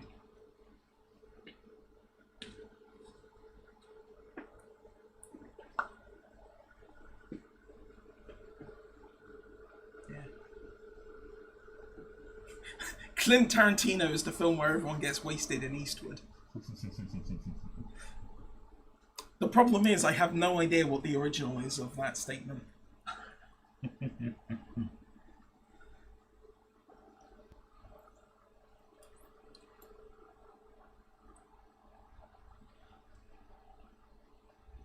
Interesting. What's up, White Bear? How's it going? For those of you who've been recently tuning in, yeah, we're at 5.3. We have we had 5.4 stable at any point? No. No. We're at 5.3, and looks like we're stable at the moment. So what got us? Yeah, dropping to quad core got us there, didn't it? Yeah. Yeah. I think so. Yeah. So And it also- looks like my guess is we freed up some of our power budget by disabling the other cores. Yeah. Disabling some Yeah. of the CPU. And that's not affecting our actual performance because we can't lin pack on 8 cores on a FX anyway. So Yeah, because the cores just don't do the maths. so yeah. So current take is when you say North Bridge is too low, what do you mean? More more volts on the North Bridge? Be specific with us, or be specific with me at least, because I'm not driving at the moment. Disable the boost. We have disabled the boost. This BIOS is garbage, basically. We have got all of it turned off, but this BIOS is garbage and it doesn't actually turn it off. Wow. So it's not. Oh, it's C1, C3, isn't it? C1, C3, The power states. maybe. Is that under What are you thinking? advanced BIOS? Did the BIOS just look up? BIOS? Yeah, apparently the BIOS just looked up. Oh, rip. What's Okay. the evaporator at? Minus 29. Oh, yeah, we still got cooling then. That was bizarre. BIOS just randomly went, nah, mate. What do we want? F10? I think we're cool. Oh, well. Well.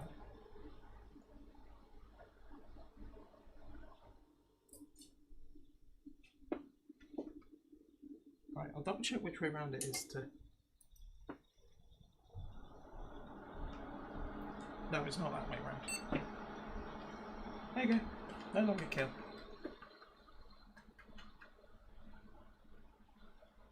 Right. Is the evaporator still on? No. Okay. Which is... But...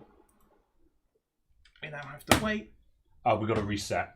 for the evaporator. Yeah, okay. Because for reasons unknown, it has this 4-minute timer. Yeah. Fair enough. Intermission time. So I'm just going to try it the other way around. Hold on. Oh, you're going to see if you can cheat it.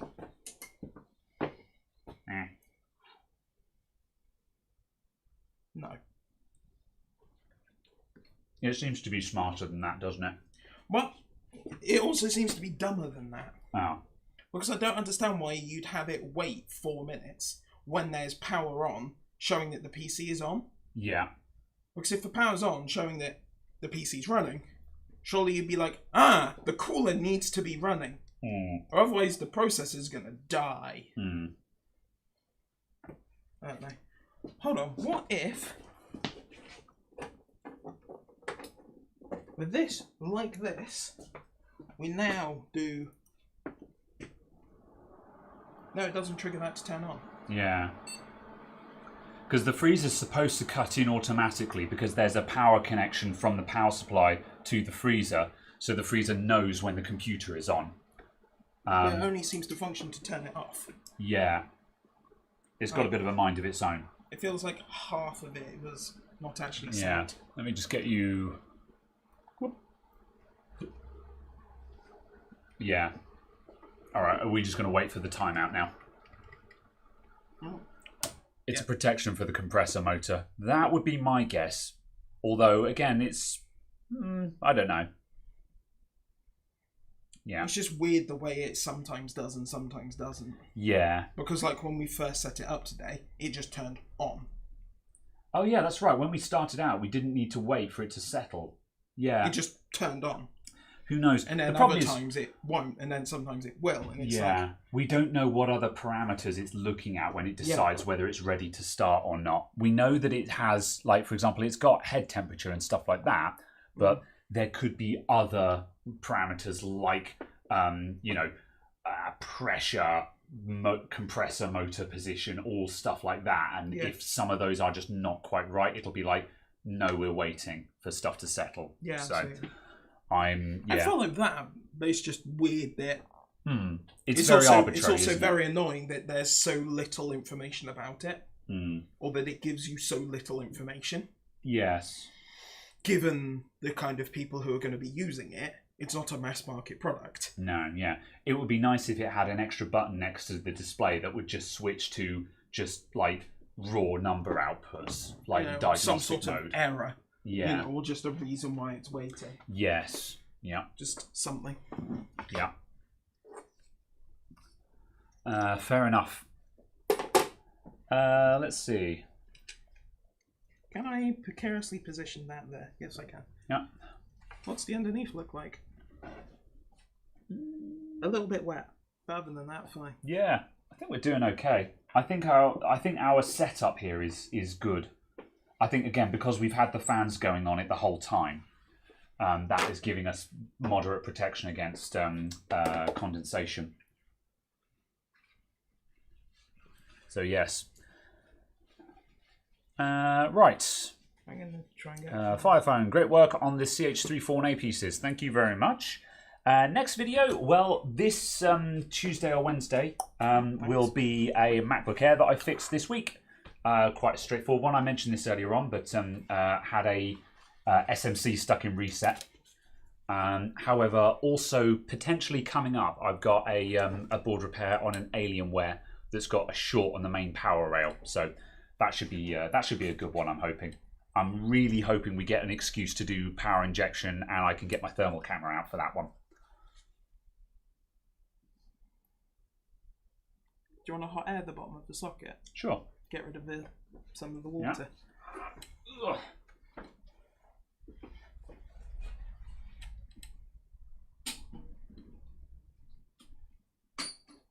Ugh. This seems pretty safe. I have no idea what temperature to set this to. Low with high airflow, I'd suggest. What's low? 200? Yeah. Yes, we're at max airflow. Okay.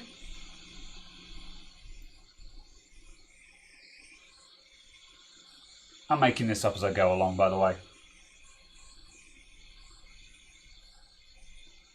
Does that appear to have done anything? Maybe is the answer to that. Yeah. I feel like a hairdryer probably would have been better for that. Yeah. We don't have the airflow out of the hot air station. No.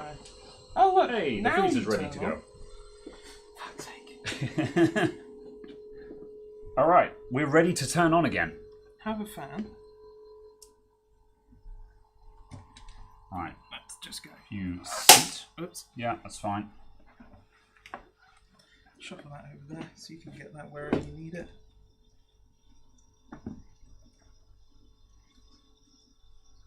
Right. Go back up there.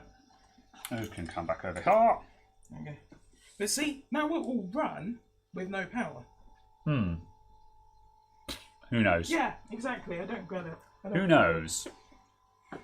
Right. What are we doing? What's our next? How do we boot the thingy to do the what's it? Right. Okay. We're going to be okay. So we're going to mod BIOS then. So we need to boot from the flash drive. It's got FreeDOS on it, so we should just be able to boot from the flash drive. Oh, there. Right. Main power turn on. Ready? Oh, that's why. Because the radiator's hot. I was like, what's the temp dropping? Because the radiator's hot. Because its fans on. Oops.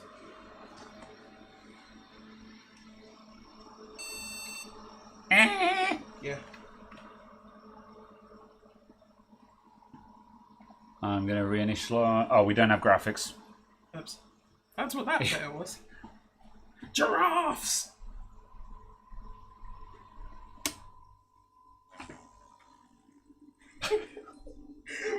This is the most jank setup ever. This is so jank, but that's kind of what makes it really funny. And that's why I like doing this kind of thing. Oops. There you go. Like, if we were doing this with serious hardware, I would not be doing it like this. You know, I'd be like, yeah, no. This is way more serious a setup than I did with mine. Yeah, but you're bad. You know, you're a terrible person. Oh, we didn't want that anyway. No. Dumbass. Well, we need a boot menu. Can we boot menu from the thing?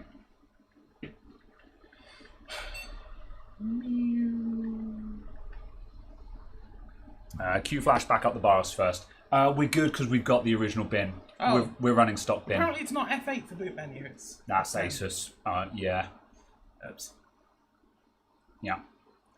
I mean, we'll take a backup anyway, but we literally already have the bin for this BIOS because we flashed it earlier on. So. Oops.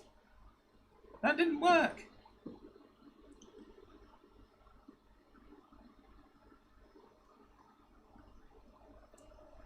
S Thorn.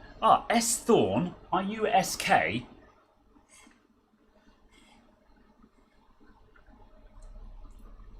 Oh, I just did shut down again. Dumbass. I'm guessing that ST is almost SK. Try that again. Right, we're trying for the boot menu this time. Aha! I did receive your box, S Thorn. Let me try that. Let me start that again.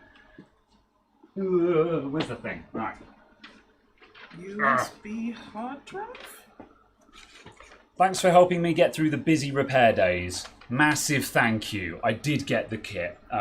We got the box. Yes. I'm almost tempted to actually say, while you're here, I'm really tempted to just quickly have a look at that. Yeah, absolutely. Are we? Yeah, we're stable at the moment, I actually have no idea what I'm doing with this. Okay. To flash right. the thingy. Arnold, I've never flashed from the BIOS. Yeah. Arnold G, we need some direction because I haven't done a DOS flash for many years. Just type in flash. You need do a DIR first to see if we're in the right thing. DIR. Yeah, I think we want flash.bat, but wait for Arnold G first. I think we just want flash.bat. Flash? Also, are we still overclocked or are we at stock? We're at the stable overclock. Oh, we're stable. That's good enough. Right. Sorry. Flash. Before we get DIR. Before we get into it, I just want to quickly do a little bit of show and tell, because this warrants it, in my opinion. Thank you. Right, I'm going to put that there for a sec. The cake has got to move a little bit. Hold on. I just go. That's fine. Bench cam. I've got enough space. I've got enough space. There you go. Fine. I have enough space. Whereas I don't have enough space. This is fine. Oh my god! It's almost like you Right. didn't have enough space. Right. Massive thank you to S Thorn in chat who sent me this fantastic care package. It's all piled up a little bit at the moment where I unboxed it all and put it to one side. However, S Thorn sent me this care package and I just want to show you the stuff that's in it. Massive thank you for this. You made my day because the box showed up and I was like, what the heck is this? I don't know what I ordered. And I opened it up, I saw the note, and there's an iFixit kit in here. iFixit screwdriver set. The screwdriver that is missing is just behind you. Yep, but we've already started using it. I've been really wanting to get an iFixit screwdriver set because everyone speaks very highly of these. I wanted to try them out. So yeah, screwdriver set. I'm not sure which one it is. Someone else might know what the name of that particular set is. There's some Hakko side cutters, 2 of, so really nice quality side cutters. There's also where was the other Hakko stuff that was in here as well? There was oh yeah, there was also some Hakko sharp point tweezers, so some really nice tweezers. Looking forward to testing those out. Haven't opened them up yet. Then there was also where's the torch gone? I put it to one side. There it is. There was also some micro soldering stuff. We've got some conformal coating. I'm assuming this is a UV torch. However, I don't know if you're aware. Maybe not. Unfortunately, the batteries have leaked in this thing and the batteries have jammed in place. So this guy's going to need some fixing to get it working. But I'm guessing that's a UV torch for curing the conformal coating. There's also some really nice super thin enamel wire here as well, which is super cool. So we've got that. Then there was also, again, iFixit stuff, some Tessa tape in various shapes and sizes, which is really good. This is basically super high quality double-sided tape. There was the 100 popular USB types. So again, super handy, because in a recent video where I was replacing a port, I didn't quite have the right one. So this obviously has got all the common ones in it. So that's super cool. So we got that. There was also the old dentist set as well, for scraping and grabbing and all the rest of it. There was also there was these Dock Flex Test breakout boards. So we've got micro USB. So you plug that into a micro USB port and it gives you an easy pin out. So you can check the connections by plugging that in. And then we've got the same thing for Type C. So Type C, and then also a Lightning version as well. So cool. Yeah, plug that into. So you can plug that into an iPhone, and you can very easily get measurements from the dock to check that the connector is working properly. So very cool. Then also there was from Hack 5 here. I'm not familiar with Hack 5. However, their slogan is "Trust your technolust," which, unless I'm mistaken, is a reference to the movie Hackers, which immediately makes me very happy. Hack the planet! Yep, Hack the Planet. And it's got the USB rubber ducky here. And this is a lot like a mouse jiggler, which I've asked about before. So what happens with this fella? What happens with this fella, if I just open this up again, is... I've got to take it apart because I assembled it. It looks like a thumb drive, but inside it, if I get my fingernails in there and prise it back open again, there we go. However, inside it, it's got a tiny little microcontroller, a tiny little Atmel, and a micro SD? That's yes, micro SD, yes. Micro SD port. And you load this up with a script of instructions for this thing to run. So, and at that point, you can plug it into a computer and it will run the script. And that script could be just simply a mouse jiggler. It could be keyboard input. So you can rig this up with a script to brute force passwords, for example. Although, you know, again, under certain circumstances. Or you could set it up to brute force PIN numbers. Or you can just set it up so you plug this in and it just types into a keyboard. That's where you're wrong, kiddo.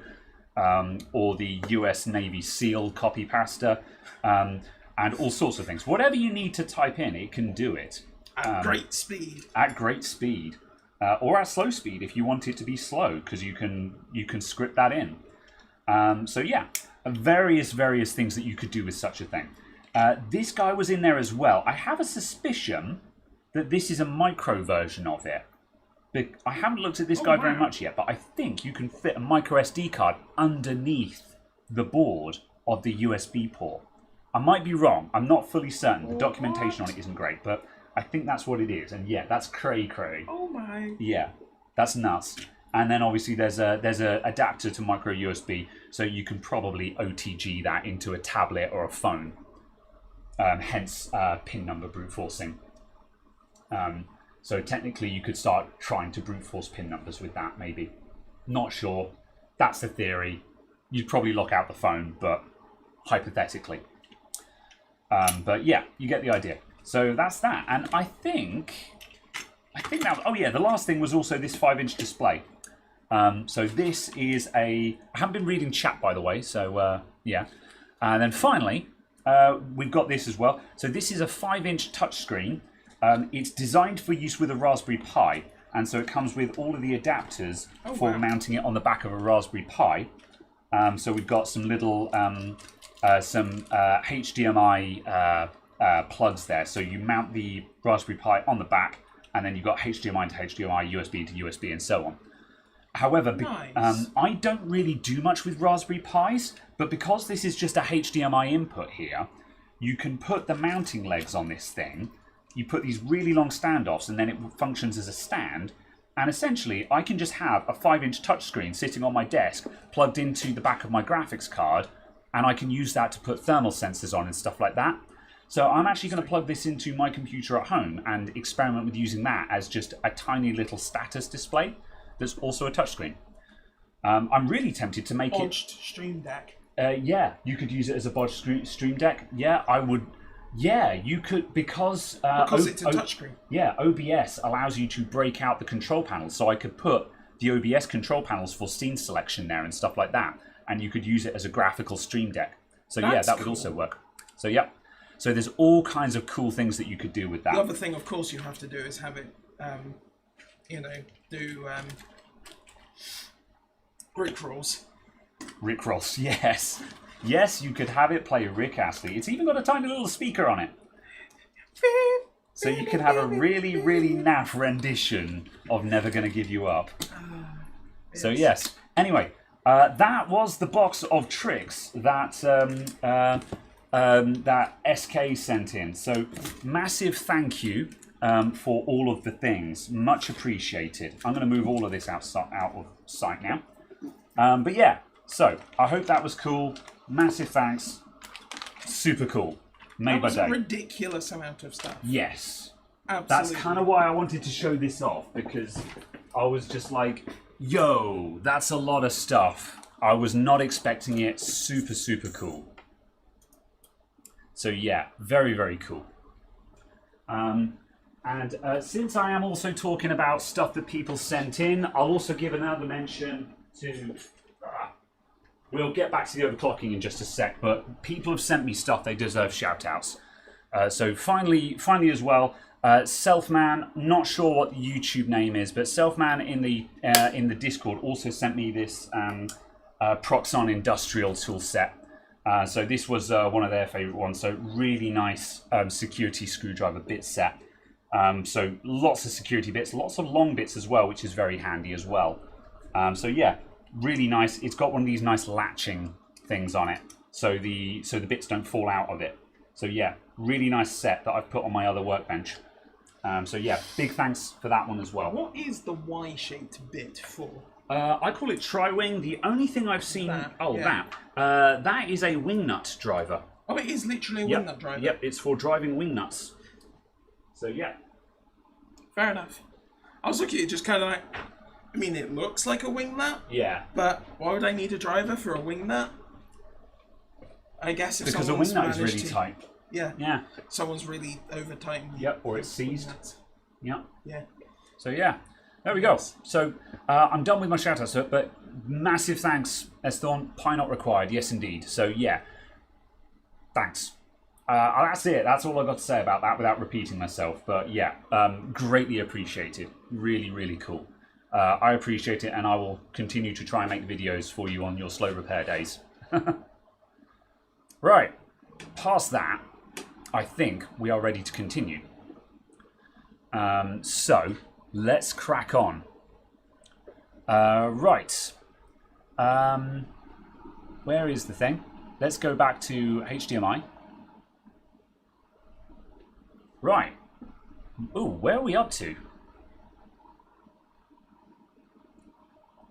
We're up to here. I typed in Flash. Oh, okay, yeah. And that's where we got to. Yeah. All right. Right. Do that. So EFI flash EFI flash space mod ffe.bin space /c space /x space /db. DB. Go! Invalid command. Okay, try running that again, but capitalized. What? The letters? Yeah, capitalize the arguments, yeah. C. Ah! Oh no! Space. Oh, yeah, okay, you got it. Oh, there's no coffee in this mug. Oh, you can't edit commands like that. Okay. Yeah, this is DOS. Right, let's start again. Just caps lock on. EFI flash space mod ffe.bin. Mod ffe.bin. Yep. Space /c space /x space /db. Nope. Denied. Or just try. Okay. Same thing again, just with X. Oh no, what was it? EFI flash space mod ffe.bin space /x. Now, spy flash initiate failure. Denied. There's not any kind of flash protection in the BIOS that might be interfering with this, is there? I have no idea. Yeah, let's just check that just in case. Cyclic round into BIOS setup. And we'll try this one more time, otherwise we might be out of luck. No, you can't just exit by exiting. No. Where are you going to exit to? To BIOS. Okay. DOS, Yeah. as opposed to the Flash program. Because Yeah. that's inside the Flash program, not inside BIOS. Okay, fair enough, yeah. What, do you want to have a look at that? Right, yeah, let's have a look. So, advanced BIOS features. What I'm checking... Oh, we do have LLC in here as well, I've just noticed. Huh. Oh well. Right. There was the C. Oh yeah, that's C1E where the and things C6 are. Yeah, support that's fine. that I was talking about, Right. possibly. Init display first. Let's see. I don't think we're going to... I'm checking to see if there's any BIOS flash protection. Just being in there. Integrated peripherals. I don't think there will be. Integrated peripherals? No, I'm not seeing anything like that. Once upon a time, there used to be a setting to prevent BIOS flash, unauthorized BIOS flashing. The idea was it stopped a virus from flashing your BIOS. Because back in the 90s, that was a thing, you know. But I don't think we're going to find that in a quote-unquote modern system. So, yeah. Built into BIOS, no setting. Okay, yeah. New ones do as well, yeah. No. I think we're out of luck here. The only way we're going to get this mod BIOS on here is if we program it manually, and I don't really want to chip off board again. Oldest BIOS has no security. Okay. So what are you suggesting? We flash back to oldest BIOS and then flash the mod BIOS. Is that what you're suggesting, Arnold? Yeah. Okay, we'll try that. Then, what else did I suggest that we were going to try doing?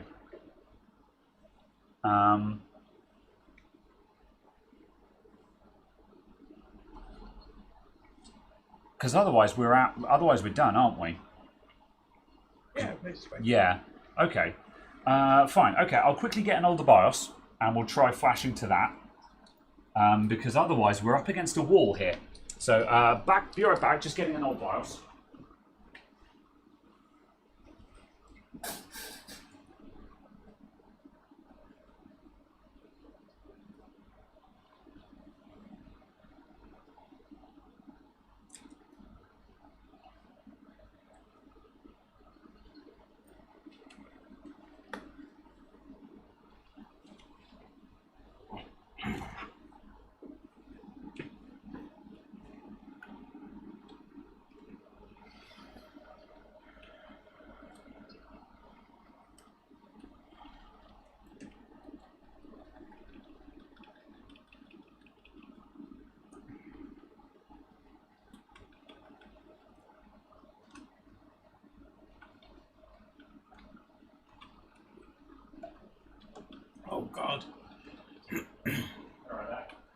can't even page up and page down in the menus.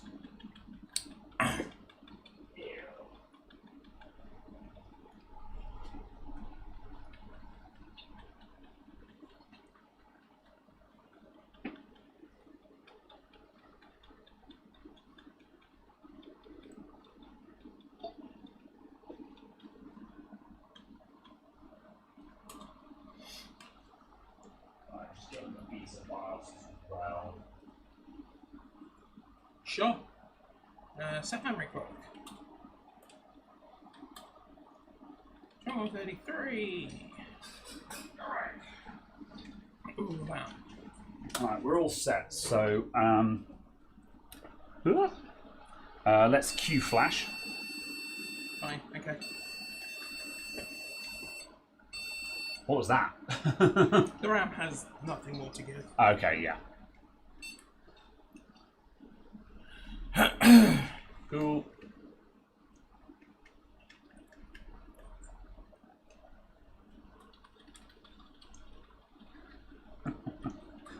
Groovy. Yep, so we're dropping down to stable for a BIOS flash now, and we're going to drop down to release BIOS and see if that lets us flash a custom BIOS. Oh. Oh, it just reset everything. Oh, I see. Oh, okay. Yeah, just we'll just stock it. We'll just run a stock voltage. What the? I am very confused by what this is all doing. Yeah.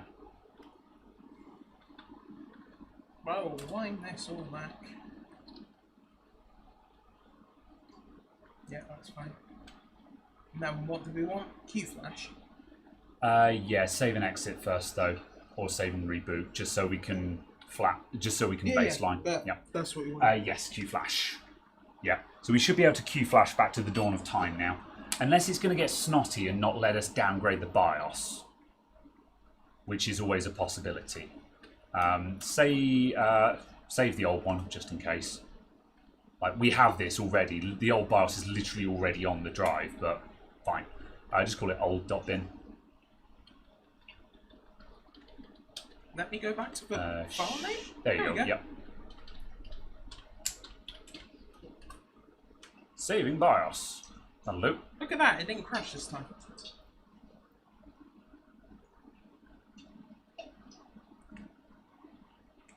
You tagged iFixit for me today. Thanks, my dude. Yes, I would very much like the attention of iFixit. I would love to do stuff for them because I like the look of their stuff. It's just, it's rather expensive for me to buy it in, and I don't need it.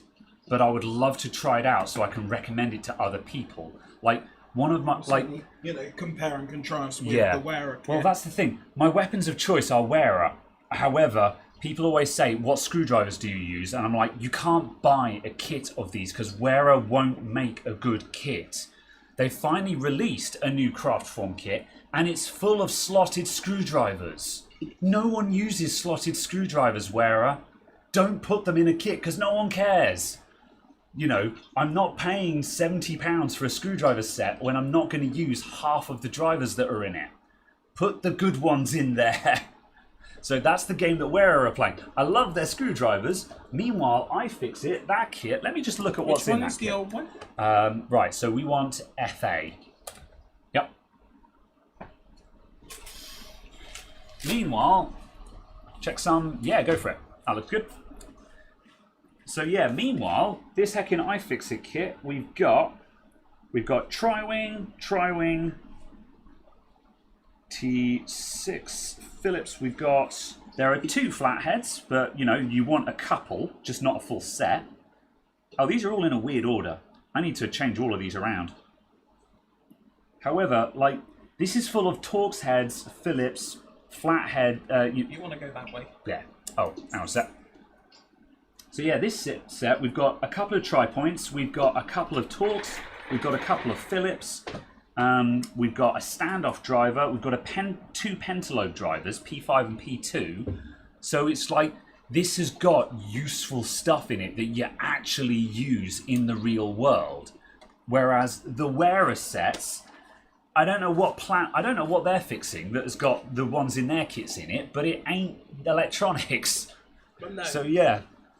It's frustrating, and the problem is, the skeptic in me wants to say that they put all the good drivers in different sets, so you have to buy multiple sets. That's what it looks like. And I really hate being the skeptic, but that's what it looks like to me. So yeah. I mean, or you could just buy the 4 that you use. Well, that's just it. That's what I did. All of the wearer drivers that I have, I bought them individually. I just paid like £4 or £5 per driver on eBay and Amazon until I had all the ones that I wanted, which was T5 to T8 and P000 to P1. So yeah. Right, now Q-Flash the mod bin. Perhaps. I think we're trying to load... I think this is going to be unhappy. Yeah, it's probably at the defaults and it's probably on IDE compatibility. Yeah. Just going to wait for a polite moment. Oh, I think the power supply needs... Yeah. Power supply needs resetting. When you're turning power supplies off and on again, wait a couple of seconds. If you go off on, they get upset, so... Wag, wag, wag. Interesting. There we go. My rule of thumb is when you turn off a power supply, wait for the fan to stop spinning or wait for another fan to stop spinning, and that's usually enough seconds for it not to get upset with you. PH2 is nice for PCs. I'm surprised that PH2 isn't a little bit on the big side. I normally go Philips 1. But yeah. Same problem with Wii, no good sets. Yeah, exactly. Like, again, I love my wearers, but there's no good sets. So, yeah, after I just went off on a complete rant about wearer then. However, yes, iFixit, I very much want to look at more of your tools because your tools are built for people who are doing this job. And, yeah. I'd love to be able to use, I'd love to go iFixit on everything and say, I use iFixit screwdriver sets. The only stipulation is they need to be as good as the wearers, because as much as I hate the packaging for wearer screwdrivers, they are really good screwdrivers, and I have very high standards for screwdrivers. So and the iFixit sets are just as expensive as wearer, so I do expect them to be just as good.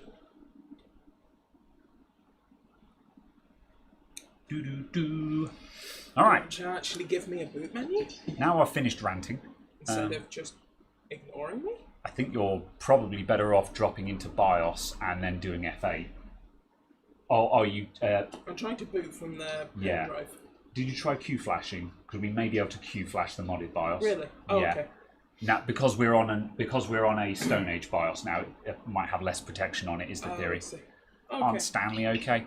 I haven't. I don't know if Stanley do electronics level stuff. No, well, not that I've seen. They're mostly more an electrician size. Yeah. Because, like, your yellow and black one there is a Stanley. Yeah.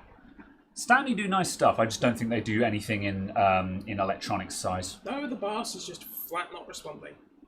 Weak. Have we got PS2? I'll grab a PS2 keyboard.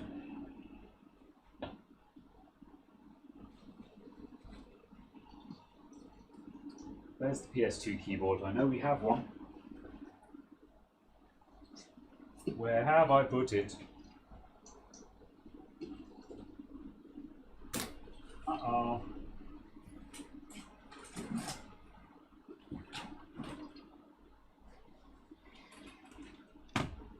Fine.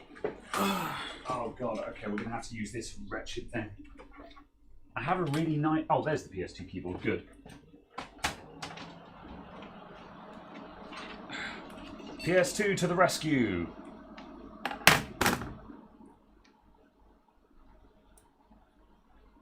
Yeah, there you go, that's fine. There we go, this one's responsive. Is that one doing the thing now? No. Yeah. Cool.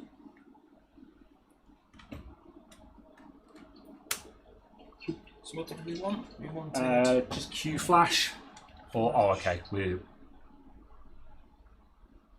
Did Q-flash might do it for us first. Just to save us doing the DOS flash. Oh, we could try it. Yeah, just flash.bat. Yeah. This is. Oh, that's flash.bat. Oh, okay. Right, and what was it? EFI? No. Yeah, no, this has failed because it's given us the same error. Yeah, it's kicked us back to the DOS prompt.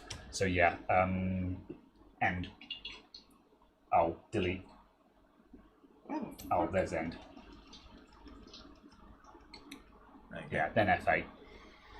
There we go. US20 key flash, yes. All right, update bars from drive. Let's see if we can do this. I think we're probably going to check some error now. Or whatever. Oh. And yeah, mod FFE. Yeah, invalid. Yeah. No, that's not working. Fine. All right. I don't think we're going to get the mod BIOS working, so I vote we go back to beta BIOS and go to Cinebench. Sure, can do. Yep. And let's just see if we can go a little bit further on Cinebench. I mean, it is 6:30. Ah, is it? Yeah. Okay. Do you, what was the highest boot frequency we've had? The highest boot frequency we had last week was 4.8. Oh yeah, we're way past that though at the moment, aren't we? Oh yeah, that's what we got as highest boot frequency last week. So I was going to say, should we see if we can get 5.5 Cinebench or something like that? Just for a last push kind of thing. Because we're up against the wall. We're at 5.3. Yeah. So I'll see what we can do with 5.4. Yeah, because we're up against the wall in Linpack. Yeah, absolutely. But yeah, Cinebench is going to give us a bit more though. So yeah, absolutely. Oh, flash the old one. Oh yeah, doesn't matter. We can still dial in our settings again. It's not like it's. Yeah, we're probably going to lose the settings anyway, just because this BIOS has a mind of its own. Yeah, it hardly matters. It's not like it actually takes long to bang in the settings. Yeah. Okay. Aha, Marcel. No problem, my dude. Thank you very much. Do I want to reset? Yes, I do. Good. Whee! All right, we've got to set up our BIOS again. It's fine. We'll take But yeah.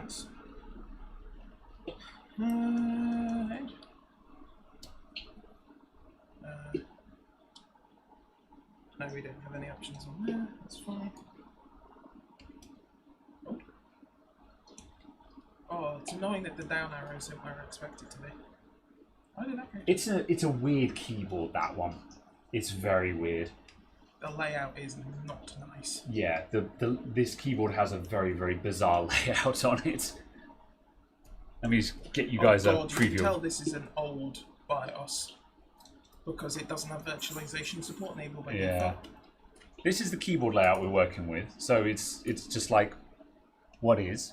No, not that. Ah! Like, sorry. What the hell is this, everyone? What is this?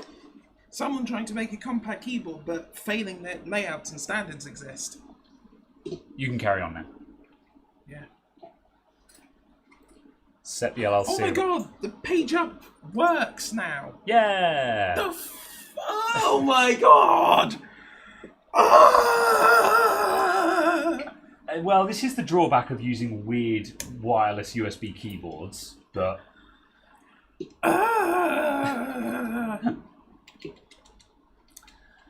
Set the LLC this time around. Oh my god, I can just be like, pow, top of list. Yeah. Look at that.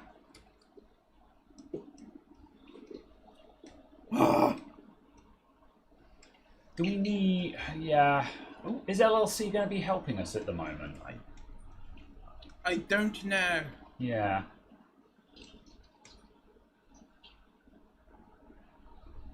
Oh. Interesting. We may have been futzing our performance anyway, but that's fine. Oh, did we have a weird timing in the DRAM? Yes. 1 point. Yeah.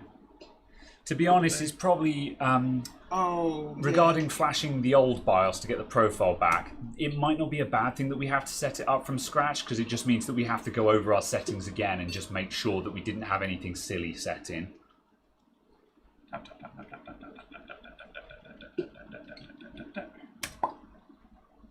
we go. Ah, yes. 35. 7,000 megahertz. It gives you an awful lot of options, though. Yeah, well, 100 megahertz increments, isn't it? Yeah. That's fine, that's fine. DRAM is it? Default of 1.5. Yeah, is it worth just manually setting that just to make sure it doesn't mess with it? I can also type in boxes! God. I've not been able to type in the boxes Yeah. the entire time, and I'm just like, oh my god, what is? We may also get a little bit more out of the memory if we give it a little bit more voltage as well, so I don't know if it's worth just bashing that in just in case. Bashed it up to 1.7. Oh, okay. And tried it didn't respond. a little bit more, and it was just like, nah. Yeah, okay, fair enough. Yeah. Is it there? No. Is it there? Yeah. Try ultra high. Yeah. That's all set. That's on that. That's been set. That's been set. That's disabled. That's that. That's that. That's that. Fine. F10.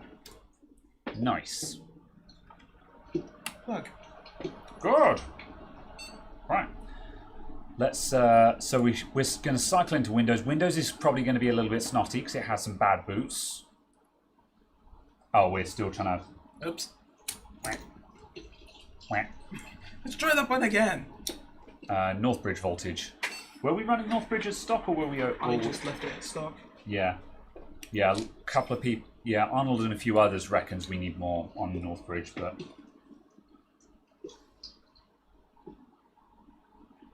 let's see where we get to with this first. What clock have you set? 5.2. 5.2. Yeah. So It we should be just a simple, nice. It will boot. It will run. We're just going to get back up to quote unquote baseline, and then we'll dial in some Mad Lad settings again. Yeah, no, it's not happy with it. Ah, heck. No. Is that Windows cutting out, or did the system cut out? The system just turned off. Ah.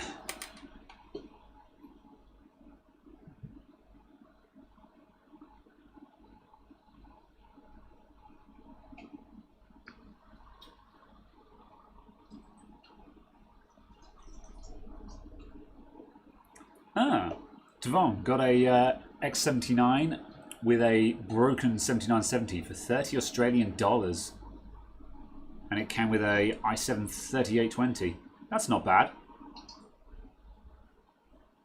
For the sake of like what, $20 US or something. FreeDOS Mem Manager.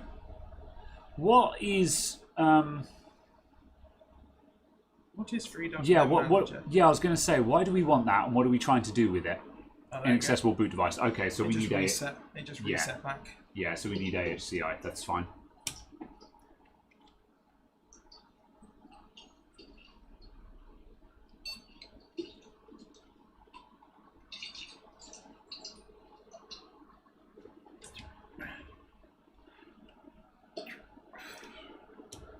Right.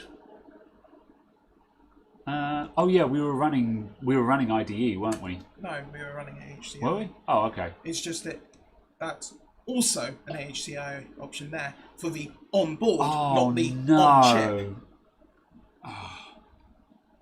Because it's an AMD board, of course it has a discrete SATA controller as well as an on-chip one. The newer BIOS, which we're on originally, because we weren't on the original BIOS, we're on one that had been updated once or twice. Yeah. Had that as a single option. Where are we now? I thought we went back up to the beta BIOS. And I think the beta BIOS has split it back out again. Fine.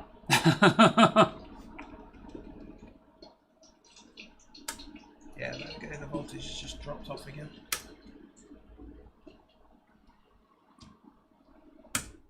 Okay, that should be happy now. Okay. It might interfere with flashing. I think we're done flashing the BIOS. We haven't made any progress in the past hour trying to change BIOSes. So yeah, I'm done switching BIOSes because as I say, we've been messing with that for like an hour now and gotten nowhere at all. So really our best bet at this point is just to go back to what was working. Previously, like we were making solid progress on the beta BIOS. We were just running out of well, we were out of something, but we were ready to move at least to Cinebench. Yeah.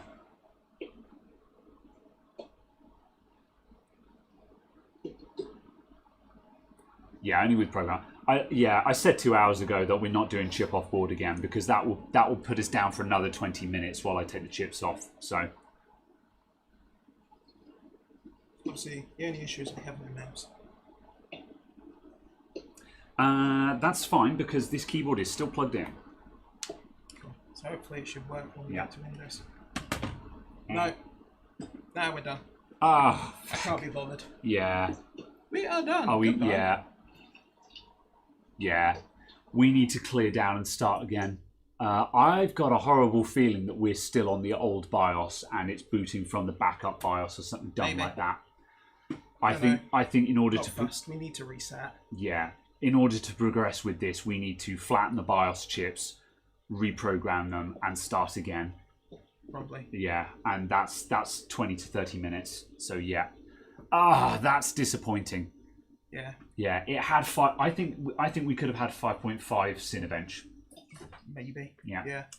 So yeah, still we got well into the 5 gigahertzes, which absolutely. Is like where did we get to last week? 4.7. 4.6. Yeah, 4.6. 4.6. 4.6 unstable, wasn't it?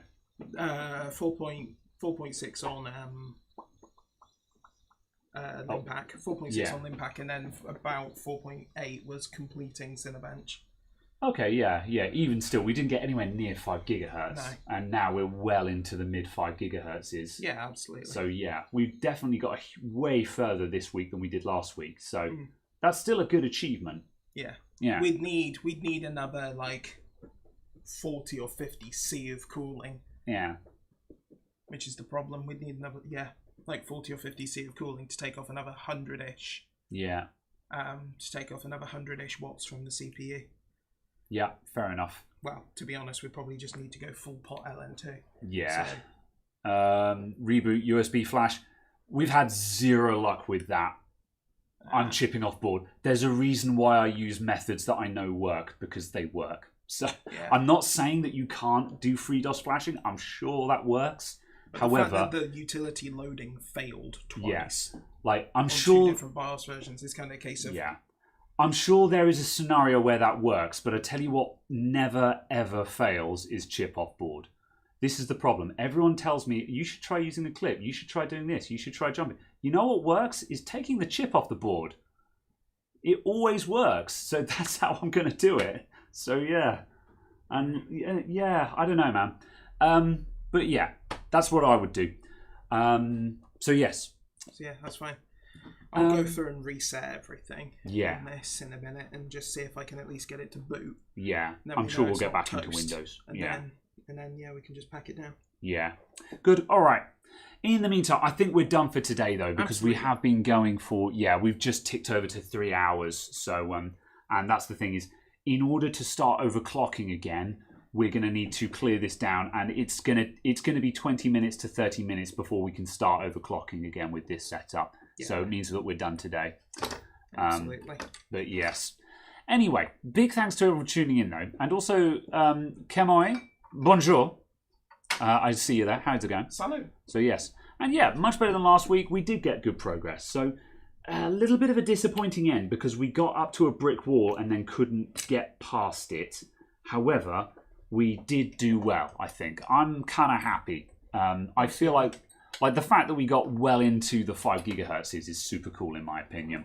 We got some cool numbers out of a chip that is base 3.6. Yeah, exactly. Yeah. So, we've gone from base 3.6 up to 5.2 stable, which is pretty cool.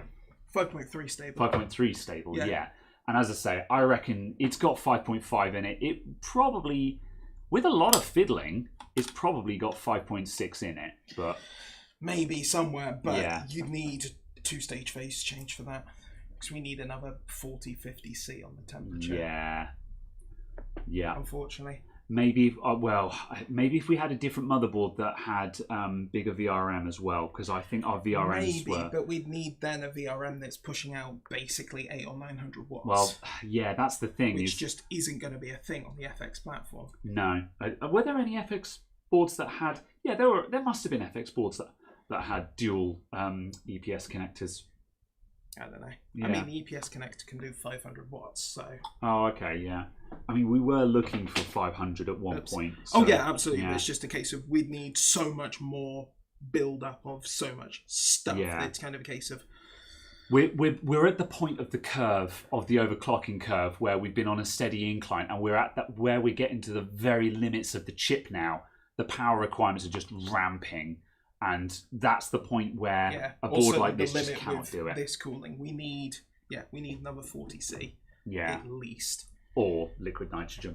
Well, yeah, we need at least another 40C. I'd imagine probably more like 100, 150C. So, yeah, but it's fine. It's enough. Yeah, I think that's a sweet run. Yeah, cool. I'll rebuild it and get it so at least it functions, and then we'll go from there. Yeah.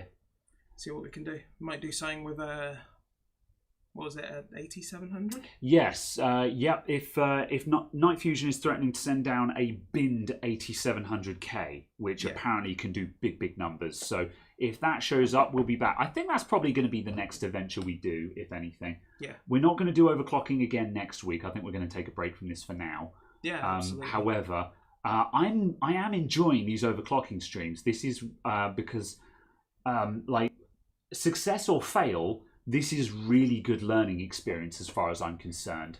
Absolutely. Because this is a different world to just the dabbling that I do on my own stuff. You know, I do a little bit of overclocking on a lot of my stuff, but just the, 300 megahertz here, 500 megahertz there kind of thing. Nothing big. No, exactly. Whereas getting into massive overclocking like this, it is a different world. I'm having fun doing this. So yeah. But yeah, we'll take a break from this next week and we'll do something else for a bit. Absolutely. But yes, I don't think it's the last. We'll find something else to put the freezer on. Yeah. So yeah. Well, yeah, absolutely, and yeah, I'm sure someone can supply something if they have something. Yeah. So yeah, cool. Anyway, until next time. Yes, that's it. We're going to go. Us. Yeah. You have been you. Much thank everyone for tuning in. I've enjoyed this conversation in English. Bye all. I'm going to hit stop streaming now. End stream. I'm reaching for the button. End. Farewell. Auf Wiedersehen. Tschüss.